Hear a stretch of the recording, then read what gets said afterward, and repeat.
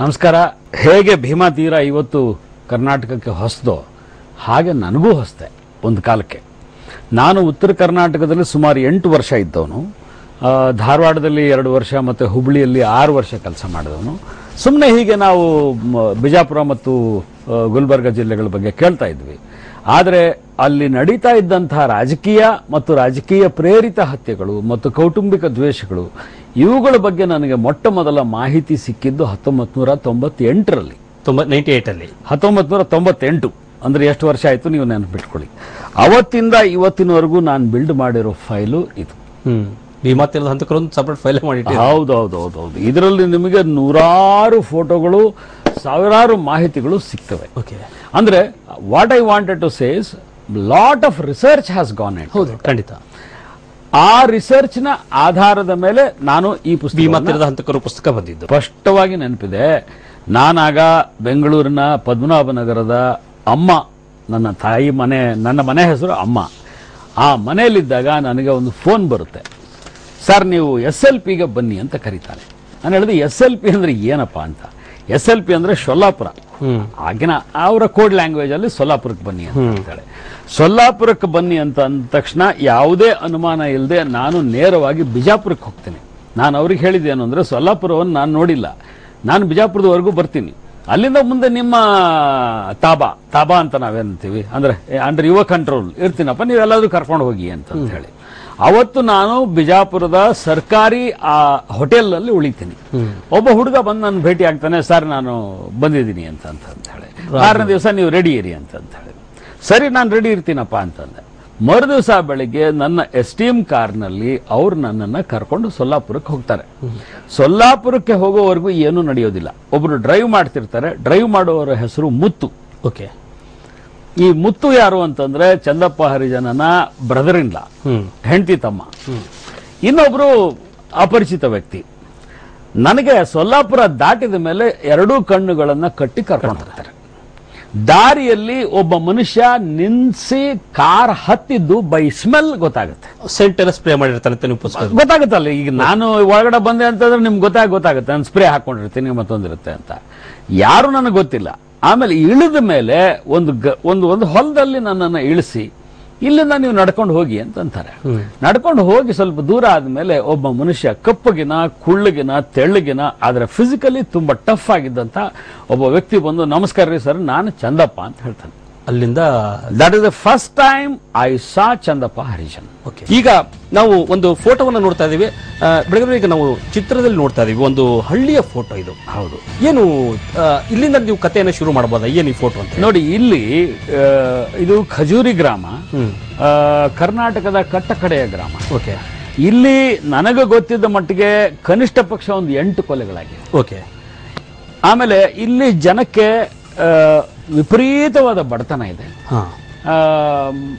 Education ಕಡಿಮೆ ಇದೆ. ನಿಮ್ಗೆ ಆಶ್ಚರ್ಯ ಆಗ್ಬೋದು, ಇಂಥ ಊರಿನ ಮಧ್ಯದಿಂದ ಎದ್ದು ಬಂದಂತ ಒಬ್ಬ ಹುಡುಗ ಇವತ್ತು IPS ಆಫೀಸರ್ ಆಗಿದ್ದಾರೆ ಈ ಊರಿಂದ. ಹೌದು. ಇವತ್ತು ಅವರು ತುಮಕೂರಿನಲ್ಲಿದ್ದಾರೆ. Is additional SP Tumakuru. ಅಂದ್ರೆ ಇಟ್ಸ್ ಎ ಮಿಕ್ಸ್ಚರ್. ಇಲ್ಲಿ ಕೋರಣ್ಣವರ ಮಠ ಅಂತ ಒಂದು ಮಠ ಇದೆ. ಆ ಮಠಕ್ಕೆ ನಾನು ಭೇಟಿ ನೀಡಿದ್ದೇನೆ. ನಿನ್ನೆ ನೀವು ನೋಡಿದ ಹಾಗೆ ಈ ಊರಿನಿಂದ ಹುಡುಗರನ್ನ ಕರ್ಕೊಂಡು ಬಂದು ನಾನು ಸಾಕ್ತಾ ಇದ್ದೇನೆ. ಇಲ್ಲಿ ಒಂದ್ ಸೆಕೆಂಡ್ ಜಾತಿ ಜಗಳ ನಡೆಯುತ್ತೆ ವಾರಿಕರ ಮಧ್ಯೆ ಮತ್ತು ಅಲ್ಲಿನ ಲಿಂಗಾಯತ ಜನಾಂಗದ ಮಧ್ಯೆ. ಅವರಿಬ್ಬರನ್ನು ಒಂದು ಮಾಡುವಂತ ಎಲ್ಲ ಪ್ರಯತ್ನವನ್ನು ನಾನು ಇವತ್ತಿನವರೆಗೂ ಮಾಡಿದ್ದೀನಿ ಕೂಡ. ಸೊ ಈಗ ಮತ್ತೊಂದು ಚಿತ್ರವನ್ನು ನಾವು ನಿಮಗೆ ತೋರಿಸ್ತಾ ಇದೀವಿ. ಉತ್ತರ ಕರ್ನಾಟಕದಲ್ಲಿ, ಅದರಲ್ಲೂ ಆ ಭಾಗದಲ್ಲಿ ಇಲ್ಲಿ ಹತ್ಯೆಗಳು ನಡೆಯುತ್ತೆ. ತೊಗರಿ ಬೆಳೆ ಬಹಳ ಪ್ರಮುಖವಾದಂತ ಬೆಳೆ, ವಾಣಿಜ್ಯ ಬೆಳೆ. ಅದು ತೊಗರಿ ಪೀಕು ಚೆನ್ನಾಗಿ ಬಂತು ಅಂತಂದ್ರೆ ಅವರಷ್ಟು ಸಂತೋಷ ಪಡುವಂತ ಜನ ಯಾರು ಇರಲ್ಲ. ತೊಗರಿಗೆ ಬೆಳೆ ಬಂತು ಅಂತಂದ್ರೆ ಅವರಷ್ಟು ಸಂತೋಷ ಪಡೋ ಜನ ಯಾರು ಇಲ್ಲ. ಈ ವರ್ಷ ತೊಗರಿಗೆ ಬೆಳೆ ಇಲ್ಲ. ಅದರ ಜೊತೆಗೆ ಭೀಮಾ ತೀರದ ವೈಶಿಷ್ಟ್ಯ ಅಂದ್ರೆ ನಿಂಬೆ ತೋಟಗಳು. ನಿಮ್ಗೆ ಹೋಗ್ತಾ ಇದ್ರೆ ಆ ನಿಂಬೆ ಹಣ್ಣಿನ ವಾಸನೆ ಬರ್ತಾ ಇರುತ್ತೆ. That's A wonderful place. ಹಾಗೆ ನೋಡಿದ್ರೆ ಅಲ್ಲಿಯ ಸಮೃದ್ಧಿಗೆ ಈ ಕೆನಾಲ್ ಬಂತಲ್ಲ, ಅದು ನಿಜವಾಗ್ಲೂ ಆ ಜನರನ್ನ ಉದ್ಧಾರ ಮಾಡಬೇಕಾಗಿತ್ತು. ಈ ಸ್ಥಳ ಯಾವ್ದಿದು ತೊಗರಿ ಬೆಳೆ ಇರತಕ್ಕಂಥದ್ದು? ಇದು ನಿಮ್ಮ ಮಾಣಿಕಪ್ಪ ಮಾಸ್ತರ್ನ ಹೊಲ. ಅವ್ರದೇ ಹೊಲ. ಅವ್ರದೇ ಹೊಲ. ಇದು ಇಡೀ ಕಥಾನಕದ ಕೇಂದ್ರ ಬಿಂದುವಾದಂತ ಮಾಣಿಕಪ್ಪ ಮಾಸ್ತರ್ ಅವರ ಹೊಲ, ತೊಗರಿ ಪೀಕ್ ಇದ್ದಂತ ಹೊಲ.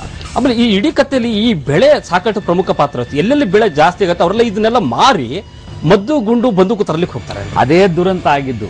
ಅಂದ್ರೆ ಈಗ ನಮ್ಮ ಮನೆಗೆ ಜೋಳ ಬಂತು ಅಂತಂದ್ರೆ ನಾವು ಜೋಳ ಊಟ ಮಾಡಿ ಅದ್ರ ದಂಟನ್ನ ದನಕ್ಕೆ ಹಾಕ್ತೀವಿ. ಆದ್ರೆ ಅದಿಷ್ಟು ಮಾರ್ಕೊಂಡು ನಾನು ಬಂದೂಕ್ ತರ್ತೀನಿ ಅಂತಂದ್ರೆ ಹೊಟ್ಟೆಗೆ ಅಂತ ತಿನ್ಬೇಕು. ಈ ಸಮಸ್ಯೆಯನ್ನ ನಾನು ಗುರುತಿಸಿದ್ದು ಮೊದಲು ಬಿಜಾಪುರ ಜಿಲ್ಲೆ. ಓಕೆ. ಇನ್ನೊಂದು ಈ ಇಡೀ ಕಥಾನಕದಲ್ಲಿ ಬಹಳ ಪ್ರಮುಖವಾಗಿ ಬರತಕ್ಕಂಥದ್ದು ಅಂದ್ರೆ ಬಹಳ ಒಂದು ಪದೇ ಪದೇ ಗಮನ ಸೆಳೀತಕ್ಕಂಥ ಭೀಮಾ ನದಿ. ನಿಮಗೆ ಇಡೀ ಸ್ಟೋರಿ ನಾವೀಗ ಆ ಭೀಮಾ ನದಿಯ ಒಂದು ಚಿತ್ರವನ್ನು ಕೂಡ ನೋಡ್ತಾ ಇದೀವಿ, ಮತ್ತೆ ಭೀಮಾ ನದಿ ಈಗ ದೃಶ್ಯಗಳನ್ನು ಕೂಡ ನಾವು ನೋಡ್ತೀವಿ ಕೆಲವು ಕ್ಷಣಗಳಲ್ಲಿ. ಭೀಮಾ ನದಿಯ ದೃಶ್ಯಗಳನ್ನ ನೋಡ್ತಾ ಇದ್ರೆ ಯಾಕೆ ಭೀಮಿಗೆ ಆ ತರದ ಒಂದು ರಕ್ತಸಿಕ್ತ ಒಂದು ಕಳಂಕ ತಪ್ಪಲಿಕ್ಕೆ ಏನಾದ್ರು ಪರ್ಟಿಕ್ಯುಲರ್ ಕಾರಣ ಇದೆ ಅಂತ ನಿಮ್ಗೆ? ಭೀಮಾ ನದಿಯ ವೈಶಿಷ್ಟ್ಯ ಅಂತಂದ್ರೆ ಅದು ಒಮ್ಮೊಮ್ಮೆ ತುಂಬಿ ಹರಿತದೆ, ಬಹಳ ಅದ್ಭುತವಾಗಿ ಮೈದುಂಬಿ ಹರಿತದೆ.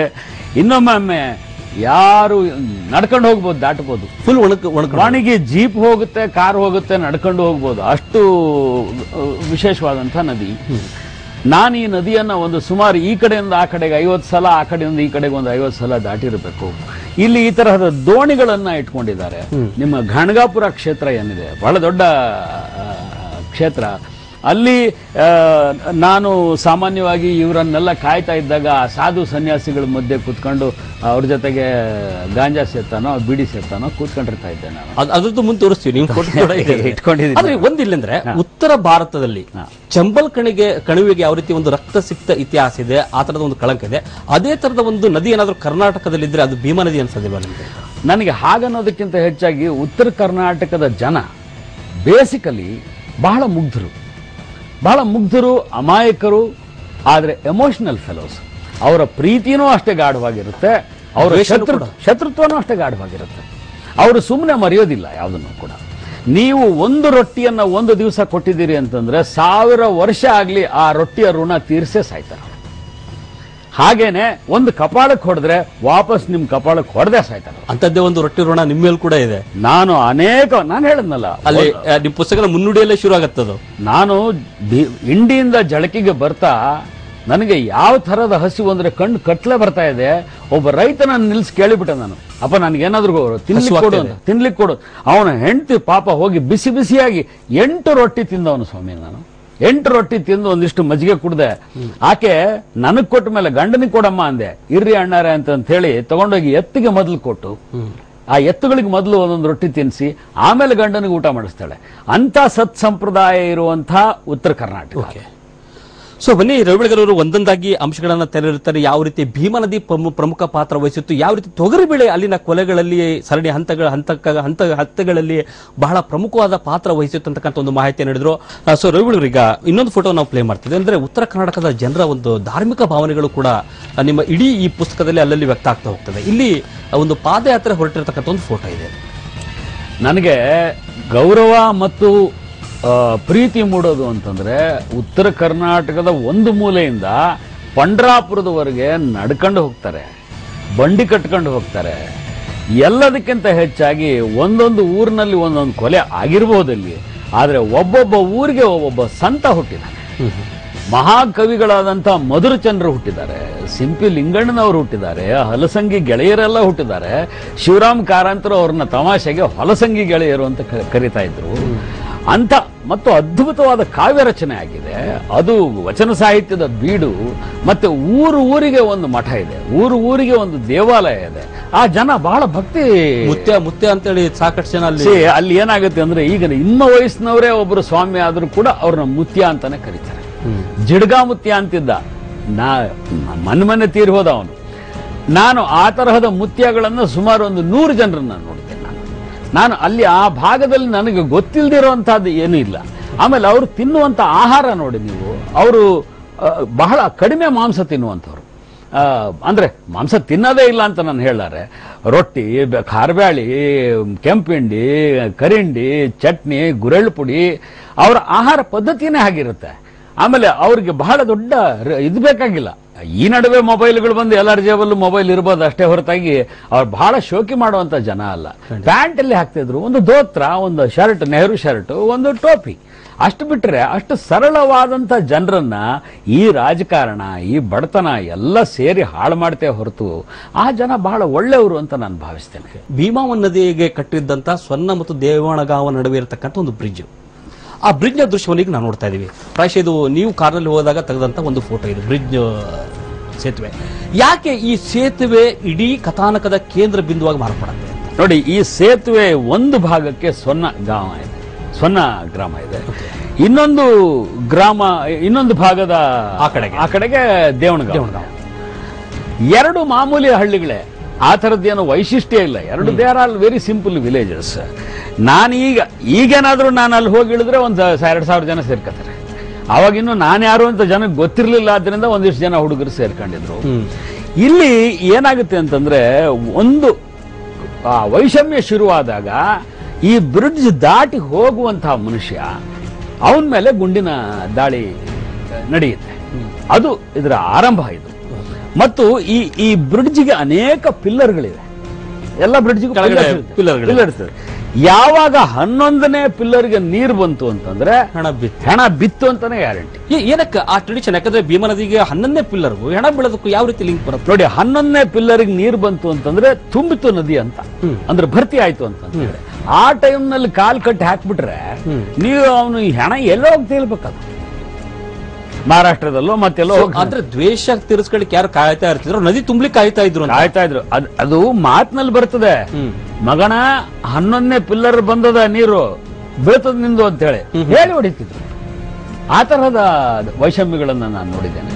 ಆಮೇಲೆ ಯಾಕಪ್ಪ ಮಾಡಿದ್ರಿ ಅಂತಂದ್ರೆ, 11ನೇ ಪಿಲ್ಲರ್ಗೆ ನೀರು ಬಂದವ್ರಿ ನಾವು ಹೊಡೆದ್ವಿ ಅಂತ ಹೇಳಿದೆ ಅಂತ ನನ್ನ ಎದುರಿಗೆ ಸ್ಟೇಟ್ಮೆಂಟ್ ಕೊಟ್ಟಂತವ್ರಿದ್ದಾರೆ. ಈ ಬ್ರಿಡ್ಜ್ ಬಹಳ ಮೇಜರ್ ರೋಲ್ ಪ್ಲೇ ಮಾಡಿ 3-4 ಬಾರಿ ಈ ಬ್ರಿಡ್ಜ್ ನ ಸುತ್ತಲೂ ಅನೇಕ ಘಟನೆಗಳು ನಡೆದಿವೆ. ಯಾಕಂದ್ರೆ it's a connecting point. Bhima ನದಿಯನ್ನು ನೀವು ದಾಟಬೇಕಂದ್ರೆ ಈ ಬ್ರಿಡ್ಜ್ ಮೂಲಕನೇ ದಾಟಬೇಕು. ಕೆಲವು ಕಡೆ ನೀರು ಆರಿದಾಗ, ಅಂದ್ರೆ ಅಬ್ಬರ ಇಳಿದಾಗ ಹಾಗೆ ನಡ್ಕೊಂಡು ಹೋಗುವಂತ ಘಟನೆಗಳು ನಡೆದಿವೆ. ಬಟ್ ತುಂಬಿದಾಗ ಮಾತ್ರ ಇದ್ರ ಮೂಲಕನೇ ನೀವು ಹೋಗ್ಬೇಕು. ಈ ಬ್ರಿಡ್ಜ್ ನ ಜೊತೆಗೆ ಮತ್ತೊಂದು ಪ್ರಮುಖವಾದಂತಹ ಕೇಂದ್ರ ಬಂದ್ರೆ ಉಮ್ರಾಣಿ ಹಳ್ಳಿ ಬರುತ್ತೆ. ಉಮ್ರಾಣಿ ಬೇರೆ, ಅದು ಜಳಕಿ ಮತ್ತು ಆ ಕಡೆ ಬರುತ್ತೆ. ಭೂಕಂಪಕ್ಕೆ ನಲುಗಿದಂತ ಒಂದು ಹಳ್ಳಿ, ಆ ದೃಶ್ಯವನ್ನು ಕೂಡ ನಾವು ನೋಡ್ತಾ ಇದೀವಿ. ಇದು ನೋಡಿ, ಲಾತೂರ್ನಲ್ಲಿ ಭೂಕಂಪ ಆದಾಗ ಕರ್ನಾಟಕದ ಏಕೈಕ ಗ್ರಾಮ ಆ ಭೂಕಂಪದಿಂದ ಅಫೆಕ್ಟ್ ಆಗಿದ್ದಂತಹ ಗ್ರಾಮ. ಆ ಟೈಮ್ ನಲ್ಲಿ ನಾನು ಹೋಗಿ ತಕೊಂಡು ಬಂದಿರುವಂತ ಪಿಕ್ಚರ್. ಇದು ಒಂದು ಗ್ರಾಮ ಬಿಟ್ರೆ ಇನ್ನು ಯಾವ ಗ್ರಾಮಕ್ಕೂ ಕೂಡ ಕರ್ನಾಟಕದಲ್ಲಿ ತೊಂದರೆ ಆಗಲಿಲ್ಲ. ಇಲ್ಲಿ ಡಿವಿಷನ್ ಏನು ಅಂತಂದ್ರೆ, ಈ ಗ್ರಾಮ ದಾಟಿದ್ರೆ ಭೀಮಾ ನದಿ, ಅದನ್ನ ದಾಟಿದ್ರೆ ಮಹಾರಾಷ್ಟ್ರ. ಇಲ್ಲಿ borders are also very thin. ಇದು ಇಲ್ಲಿಯ ಇನ್ನೊಂದು ಫೋಟೋ ಬರ್ತಾ ಇದೆ. ಇದು ನೀವು ಬ್ರಿಡ್ಜ್ ಕಥೆ ಹೇಳಿದ್ರೆ, ಆ ಬ್ರಿಡ್ಜ್ ನಂತರ ಕೊಲೆಗಳ ಸರಣಿಗೆ ನಾವು ಮುಂದೆ ಹೋಗ್ತಾ ಇದೀವಿ. ಈಗ ಆದ್ರೆ ಇಲ್ಲಿ ಸಂಪೂರ್ಣವಾಗಿ ಪಾಳು ಬಿದ್ದ ಜಮೀನು ಕಾಣುತ್ತೆ, ಅಂದ್ರೆ ಖಾಲಿ ಜಮೀನು ಸಾಕಷ್ಟು ಕಾಣ್ತಾ ಇರುತ್ತೆ. ದುರಂತ ಅಂದ್ರೆ ಅನೇಕ ಕುಟುಂಬಗಳು, ಬೋರ್ಗಿಯ ಕುಟುಂಬ ಇರ್ಬೋದು, ಚಂದಪ್ಪನಿಗೆ ಜಮೀನು ಇರಲಿಲ್ಲ, ತಾವರ್ಖೇಡ್ ಕುಟುಂಬ ಇರ್ಬೋದು, ಅಥವಾ ಚಡ್ಚಣ ಮಲ್ಲಿಕಾರ್ಜುನ ಮತ್ತು ಚಡ್ಚಣ ಇವರು ನಮ್ಮ ಶ್ರೀಶೈಲನ್ ಕುಟುಂಬ ಇರ್ಬೋದು. ಕೊಲೆ ಕೇಸುಗಳಲ್ಲಿ ಸಿಕ್ಕಾಕೊಂಡು ಪರಾರಿಯಾಗಿ ಜೈಲು ಸೇರಿ ಪೊಲೀಸರ ಕೈಗೆ ಸಿಗದೆ ಮಹಾರಾಷ್ಟ್ರಕ್ಕೆ ಹೋಗಿ, ಬಾಂಬೆಗೆ ಹೋಗಿ, ಪುಣೆಗೆ ಹೋಗಿ ಕಲ್ಲು ಹೊತ್ತು ಮಣ್ಣು ಹೊತ್ತು ಜೀವನ ಮಾಡಿದ್ರಲ್ಲ, ಆ ಟೈಮಲ್ಲಿ ಬೀಳು ಬಿಟ್ಟಂತ ಜಮೀನು ಉಳ್ಳಲಿಕ್ಕೆ ಆಗದಂತ ಪರಿಸ್ಥಿತಿ ತರ್ತಾರೆ. ಅಂದ್ರೆ ಎಕರೆ ಖಾಲಿ ಬಿದ್ದು ಬಿಡುತ್ತೆ, 100 ಎಕರೆ ಖಾಲಿ ಬೀಳುತ್ತೆ. ನೀವು ಉಳ್ಳಿಕ್ಕೆ ಬಂದ್ರೆ ಮರ್ಡರ್ ಆಗ್ತೀರಿ ಅಂತ ಅನ್ನುವಂತ ಒಂದು ಥ್ರೆಟ್ ನ ಕೊಡ್ತಾರೆ. ಹಾಗಾಗಿ ಆ ಜಮೀನುಗಳು ಖಾಲಿ ಬಿದ್ದು. ಸೊ ಇದ್ರ ಜೊತೆ ನೀವು ಅಲ್ಲಿಗೆ ಏನು ಮಾಹಿತಿ ಸಂಗ್ರಹಕ್ಕೆ ಹೋದಾಗ ಇಲ್ಲಿ ಭಂಗಿ ಹೊಡಿತಾ ಇದ್ದಂತ ಒಂದು ದೃಶ್ಯ ಇರುತ್ತೆ. ಇದು ನನಗೆ ಅಲ್ಲಿ ಏನಾಗುತ್ತೆ ಅಂತಂದ್ರೆ, ಆ ಒಬ್ಬ ಉದಾಹರಣೆಗೆ ಬೋರ್ಗಿ ಸಿಗ್ತೀನಿ ಅಂತ ಹೇಳ್ತಾನೆ. ನಾನು ಅಲ್ಲಿ ಕೂತ್ಕೊಂಡ್ರೆ, ನಾನು ಇನ್ಸರ್ಟ್ ಮಾಡ್ಕೊಂಡು ಕೂತ್ರೆ ಅಲ್ಲಿ ಇರೋರಿಗೆ ಅನುಮಾನ ಆಗ್ತದೆ, ಪೊಲೀಸರಿಗೆ ಅನುಮಾನ ಆಗ್ತದೆ, ಇವನ್ಯಾರೋ ಗಾಂಜಾ ಹುಡ್ಕೊಂಡು ಬಂದಿದ್ದಾನೆ ಅಂತ ಅನ್ನೋ ತರ ಒಂದು ಪ್ರಿಟೆನ್ಷನ್ ಮಾಡಿದ್ರೆ ಆ ಸಾಧು ಸಂತರ ಜೊತೆ ಸೇರ್ಕೊಂಡು ಒಂದು ದಮ್ಮು ಗಾಂಜಾ ಹೊಡೆಯೋದು, ಇವೆಲ್ಲ ನಮ್ ಕಡೆ ಬಹಳ ಸಹಜ. ಇವ್ರನ್ನು ಆಮೇಲೆ ಆ ಗಾಂಜಾಕ್ಕೆ ಹೆಸರಿದೆ, ಅದ್ ನಿಮ್ಗೆ ಗೊತ್ತಾ? ಗಾಂಜಾ ಅನ್ನೋದಿಲ್ಲ ಅವರು, ಅಜ್ಜ ಅಂತಾರ ಅವ್ರು. ಅಜ್ಜ ಯಾಕಂದ್ರೆ ಅದನ್ನ ಕೊಡೋನು ಮುತ್ಯ. ಇವೆಲ್ಲ once again related to religion. So ಅವ್ರ ಜೊತೆ ಸೇರ್ಬೇಕು ಅನ್ನೋ ಕಾರಣಕ್ಕೋಸ್ಕರ ಅದನ್ನ. ಸೊ ಇವ್ರ ಜೊತೆ ಸೇರಿದ ನಂತರ ನಿಮಗೆ ಬೇರೆ ಬೇರೆ ಲಿಂಕ್ ಸಿಗ್ತಾ ಹೋಗುತ್ತೆ. ಬನ್ನಿ, ಈಗ ನಾವು ಇಡೀ ಕಥಾನಕದ ಕೇಂದ್ರ ಬಿದ್ದು ಪ್ರಮುಖವಾದ ವಿಲನ್ ಅಂತ ಏನು ಇಡೀ ಒಂದು ಪುಸ್ತಕ ನ್ಯಾರೇಟ್ ಆಗಿದೆ, ಮಾಣಿಕಪ್ಪ ಮಾಸ್ತರ್, ಆತನ ಒಂದು ಚಿತ್ರವನ್ನ ನೋಡ್ತಾ ಇದೀವಿ. ಈಗ ರವಿಗಳವರು, ಈಗ ಮಾಣಿಕಪ್ಪ ಮಾಸ್ತರ್ನ ಚಿತ್ರವನ್ನು ನೋಡ್ತಾ ಇದೀವಿ. ಇಡೀ ಕಥೆಯ ಕೇಂದ್ರ ಬಿಂದು ಮತ್ತೆ ವಿಲನ್ ಯಾವ ರೀತಿ ಇಡೀ ಕಥೆಯ ಸೆಂಟ್ರಲ್ ಪಾಯಿಂಟ್ ಆಗಿ ಕ್ರಿಯೇಟ್ ಆಗ್ತಾ ಇದೆ. ಮಾಣಿಕಪ್ಪ ಮಾಸ್ತರ್ ನನಗೆ ಗೊತ್ತಿದ್ದ ಮಟ್ಟಿಗೆ ಒಂದು ಅರ್ಥದಲ್ಲಿ ವಿಲನ್ನು, ಒಂದು ಅರ್ಥದಲ್ಲಿ ದುರ್ದೈವಿ. ಇಡೀ ಮಕ್ಕಳ ಸಂತತಿನೇ ಕಳ್ಕೊಂಡ. ಫ್ಯಾಮಿಲಿ ನಾಶ ಆಗೋದು. ನಾಶ ಅಂದ್ರೆ ಸಂಪೂರ್ಣ ನಾಶ ಆಗಿ ಒಬ್ಬನ ಮಾತ್ರ ಉಳ್ಕೊಂಡ. ಅದಕ್ಕೆ ಕಾರಣ ಏನು ಅಂತಂತಂದ್ರೆ ಆತ ಮಾಡಿದಂತ ಪ್ರಚೋದನೆಗಳು. ಕೆಲವು ಕೊಲೆಗಳಿಗೆ ಆತ ಪ್ರಚೋದನೆ ಮಾಡಿದ್ದಾನೆ. ಆ ಪ್ರಚೋದನೆಗಳಿಂದಾಗಿ ಆತನ ವಿರುದ್ಧ ಇವರು ತಿರುಗಿ ಬಿಡ್ತಾರೆ. ಉದಾಹರಣೆಗೆ ಸಿದ್ದಪ್ಪನ ಕೊಲೆ, ನಮ್ಮ ಶಿವಾಜಿ ಬೋರ್ಗಿ ಏನಿದ್ದಾನೆ ಅವರ ಅಣ್ಣನ ಕೊಲೆ. ಅವನು ಬೂಸ್ನೂರ್ ಕಾರ್ಖಾನೆಗೆ ಕಬ್ಬು ಹಾಕ್ತಾನೆ, ಅದ್ರ ದುಡ್ಡು ಇಸ್ಕೊಳಕ್ಕೆ ಅಂತ ಬರ್ತಾನೆ. ಬರುವಾಗ ಸೈಕಲ್ ತುಳಿತಾ ಇರ್ತಾನೆ. ಹಿಂದ್ ಕೂತವನ್ ಏನ್ ಹೇಳ್ತಾನೆ, ನೀನು ಬಯಲಾಟದ ಮಟ್ಟ ಹಾಡ್ತೀಯಲ್ಲ ಹಾಡು ಅಂತಾನೆ. ಆ ಬಯಲಾಟದ ಪದಗಳನ್ನ ಜೋರಾಗಿ ಹಾಡ್ಕೊಂಡು ಅವನು ತುಳ್ಕೊಂಡು ಬರ್ತಾನೆ. ಇವ ಸಚ್ ಎನ್ ಇನ್ನೋಸೆಂಟ್ ಮ್ಯಾನ್. ಅವಾಗೆಲ್ಲ ಇನ್ನೂ ಬಂದೂಕು ಅದು ಇದು ಬಂದಿರಲಿಲ್ಲ. ಆ ಟೈಮಲ್ಲಿ ಅವನು ಬರೋದನ್ನ ಕಾದು ಆ ಶಬ್ದ ಕೇಳಿ ಅವನನ್ನು ಕೊಂದುಬಿಡ್ತಾನೆ. ಆ ಕೊಲ್ಲುವುದರ ಮೂಲಕ ಶುರುವಾಗ್ತದೆ ಅವರ ಮನೆಯಲ್ಲಿ ಕೆಲಸ ಮಾಡ್ತಿದ್ದವನೇ ಚಂದಪ್ಪ ಹರಿಚಂದ್ರ. ಬಟ್ ಇಲ್ಲಿ ಈ ಮಾಣಿಕಪ್ಪ ಮಾಸ್ತರ್ ಎಂಟ್ರಿ ಆಗೋದಂದ್ರೆ ನಿಂಗಪ್ಪ ಕಣಮೇಶ್ವರ, ಹೌದು, ಅವರು ಮತ್ತೆ ಇನ್ನೊಂದು ಏನು ಫ್ಯಾಮಿಲಿ ಜೊತೆಗೆ ವೈಷಮ್ಯ ಇತ್ತು, ಬೈರಗಿ ಬೋರ್ಗಿ ಕುಟುಂಬದ ಜೊತೆಗೆ ಆ ದ್ವೇಷದ ನಡುವೆ ಮಾಸ್ತರ್ ಎಂಟ್ರಿ ಹಾಕ್ತಾನೆ. ಈ ದ್ವೇಷ ಇಟ್ಟಿದ್ದೇ ಇವರು. ಆ ದ್ವೇಷ ಕಣಮೇಶ್ವರ ಮತ್ತು ಬೋರ್ಗಿ ಕುಟುಂಬದ ಮಧ್ಯದ ವೈಷಮ್ಯ ಇತ್ತಲ್ಲ, ಅದನ್ನ ಸರಿಪಡಿಸಬಹುದಾಗಿತ್ತು. ಆದ್ರೆ ಅದನ್ನ ಪ್ರಜ್ವಲಿಸುವ ಹಾಗೆ ಮಾಡಿದ್ದು ಮಾಣಿಕಪ್ಪ ಮಾಸ್ತರ್. ಓಕೆ, ಇದನ್ನ ನಾವು ಇತಿಹಾಸವನ್ನ ಬದಲಾಯಿಸೋದಕ್ಕಾಗೋದಿಲ್ಲ. ಆ ಟೈಮ್ನಲ್ಲಿ ಸಿದ್ದಪ್ಪ ಅದು ಒಂದು ಲ್ಯಾಂಡ್ ಒಂದು ಬದುವಿನ ವಿಷಯಕ್ಕೆ ಶುರು ಆಗಂತ ಸಣ್ಣ ಒಂದು ಬದು ಬಿಟ್ರೆ ಅಲ್ಲಿ ಇನ್ನೇನಿಲ್ಲ. ಬೇರೆ ಕಡೆ ಆದ್ರೆ ಹೆಂಗಸರಿದ್ದಾರೆ, ಬೇರೆ ಕಡೆ ಹಣ ಇದೆ, ಮತ್ತೊಂದಿದೆ. ಇಲ್ಲಿ ಬರೀ ಒಂದು ಬದುವಿಗೋಸ್ಕರ ಒಂದು ನೀನ್ ತೊಗರಿ ಪೀಕೆ ನೀವು ನೋಡಿದ್ರಿ, ನೀವು ಆ ತೊಗರಿ ಹೊಲದ ಮಧ್ಯದ ಒಂದು ಬದುವಿಗೋಸ್ಕರ ಶುರುವಾಗುತ್ತೆ ಒಂದು ಸಣ್ಣ ಊರಿನ ಜಗಳ. ಮಾಣಿಕಪ್ಪ ಮಾಸ್ತರ್ನ ಹೊಲದ ಬದು ಕಣಮೇಶ್ವರರ ಕುಟುಂಬಕ್ಕೂ ಇವ್ರಿಗೂ ಇರುತ್ತೆ. ಆಮೇಲೆ ಕಣಮೇಶ್ವರರು ಶ್ರೀಮಂತರು, ಸ್ವಲ್ಪ ಬೋರ್ಗಿ ಅವರು ದುಡ್ಕೊಂಡು ತಿಂತಾ ಇದ್ರು, ಅವರು ಶ್ರೀಮಂತರಾಗಿದ್ರು. ಅವ್ರೇನು ಬಹಳ ಬಡವರೇನಾಗಿರ್ಲಿಲ್ಲ. ಅವ್ರ ಮನೆಯಲ್ಲಿ ಚಂದಪ್ಪ ಹರಿಜನ ಆಳಾಗಿ ಕೆಲಸ ಮಾಡ್ತಾ ಇದ್ದ. ಅವರ ಮನೆಯ ಆಳಿನ ಅಣ್ಣ ಯಲ್ಲಪ್ಪ ಏನಿದ್ದ, ಅವನನ್ನು ಕರ್ಕೊಂಡೋಗಿ ಕಾಲ್ ಮುರಿದ್ರು. ಅಲ್ಲಿಂದ ಶುರುವಾಗುತ್ತಿದ್ದು. ಸಿದ್ದಪ್ಪನ ಕೊಲ್ಲುವಂತಹ ನೆಸಿಟಿ ಇರಲಿಲ್ಲ ಅಂತ ನಾನು ಹೇಳ. ಅಲ್ಲ, ಬರ್ತೀವಿ ಸಿದ್ದಪ್ಪನ ಹತ್ಯೆದಕ್ಕೂ ನೆಕ್ಸ್ಟ್ ಮುಂದಿನ ಕ್ಷಣ ಎಲ್ಲ ಬರ್ತೀವಿ. ಈಗ ಮತ್ತೊಂದು ಚಿತ್ರವನ್ನು ನೀವು ಏನು ಈಗ ಮಾಣಿಕಪ್ಪ ಮಾಸ್ತರ್ ನೋಡಿದ್ವಿ, ಆತನ ಮಗ ಬದುಕುಳಿದಿರತಕ್ಕಂಥ ಏಕೈಕ ಈತನ ನಾನು ನೋಡಿ. ಒಂದ್ ದಿವಸ ರಾತ್ರಿ ನನಗೆ ನೆನಪಿದ ಮಟ್ಟಿಗೆ ನಾನು ಗುಲ್ಬರ್ಗಾದಿಂದ ಅಳಂದಕ್ಕೆ ಹೋಗ್ತಾ ಇದ್ದೆ.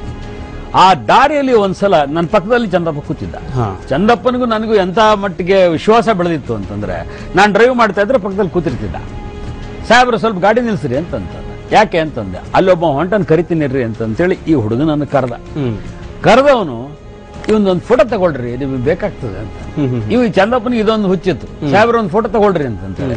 ಇದು ಬಹುಶಃ ರಾತ್ರಿ 11 ಗಂಟೆ 12 ಗಂಟೆಯಲ್ಲಿ ತೆಗೆದಂತ ಫೋಟೋ. ಯಾರು ಇವನು ಅಂತ ಕೇಳಿದೆ ನಾನು. ಇವನು ಮಾಣಿಕಪ್ಪ ಮಾಸ್ತರ್ನ ಮಗ ಅಂತ ಇವನು ಒಬ್ಬನೇ ಉಳಿದಿರೋದು ಅಂತ. ಇನ್ನೊಬ್ಬನನ್ನ ಇವ್ರು ಹತ್ಯೆ ಮಾಡ್ತಾರೆ. ಕೇಸಪ್ಪ ತಾವ್ರ ಕೇಡ ಮಾಡ್ತಾನೆ. ಚಂದಪ್ಪ ಹೇಳ್ತಾನೆ, ಬಿಟ್ಟು ಬಿಡು, ಒಂದೇಟಿಗೆ ಹೊಡೆದು ಬಿಡೋಣ ಅತ್ಲಾಗೆ, ಸುಮ್ಮನೆ ಯಾಕೆ ಹಿಂಸೆ ಮಾಡ್ತೀವಿ ಅಂತ ಹೇಳಿ. ತಾವ್ರ ಕೇಡಿಂಗ್ ಎಷ್ಟು ಸಿಟ್ಟಿತ್ತು ಅಂತಂದ್ರೆ, ಆ ಬಾಯಿಗೆ ಉಮೇಶನ ಹತ್ಯೆ, ಆ ಬಾಯಿಗೆ ಮಚ್ಚಾಕಿ ಕಡಿತಾನೆ. ಅದಕ್ಕೆ ಮುಂದಿನ ಕ್ಷಣ ಬರ್ತಾ ಇದೀವಿ.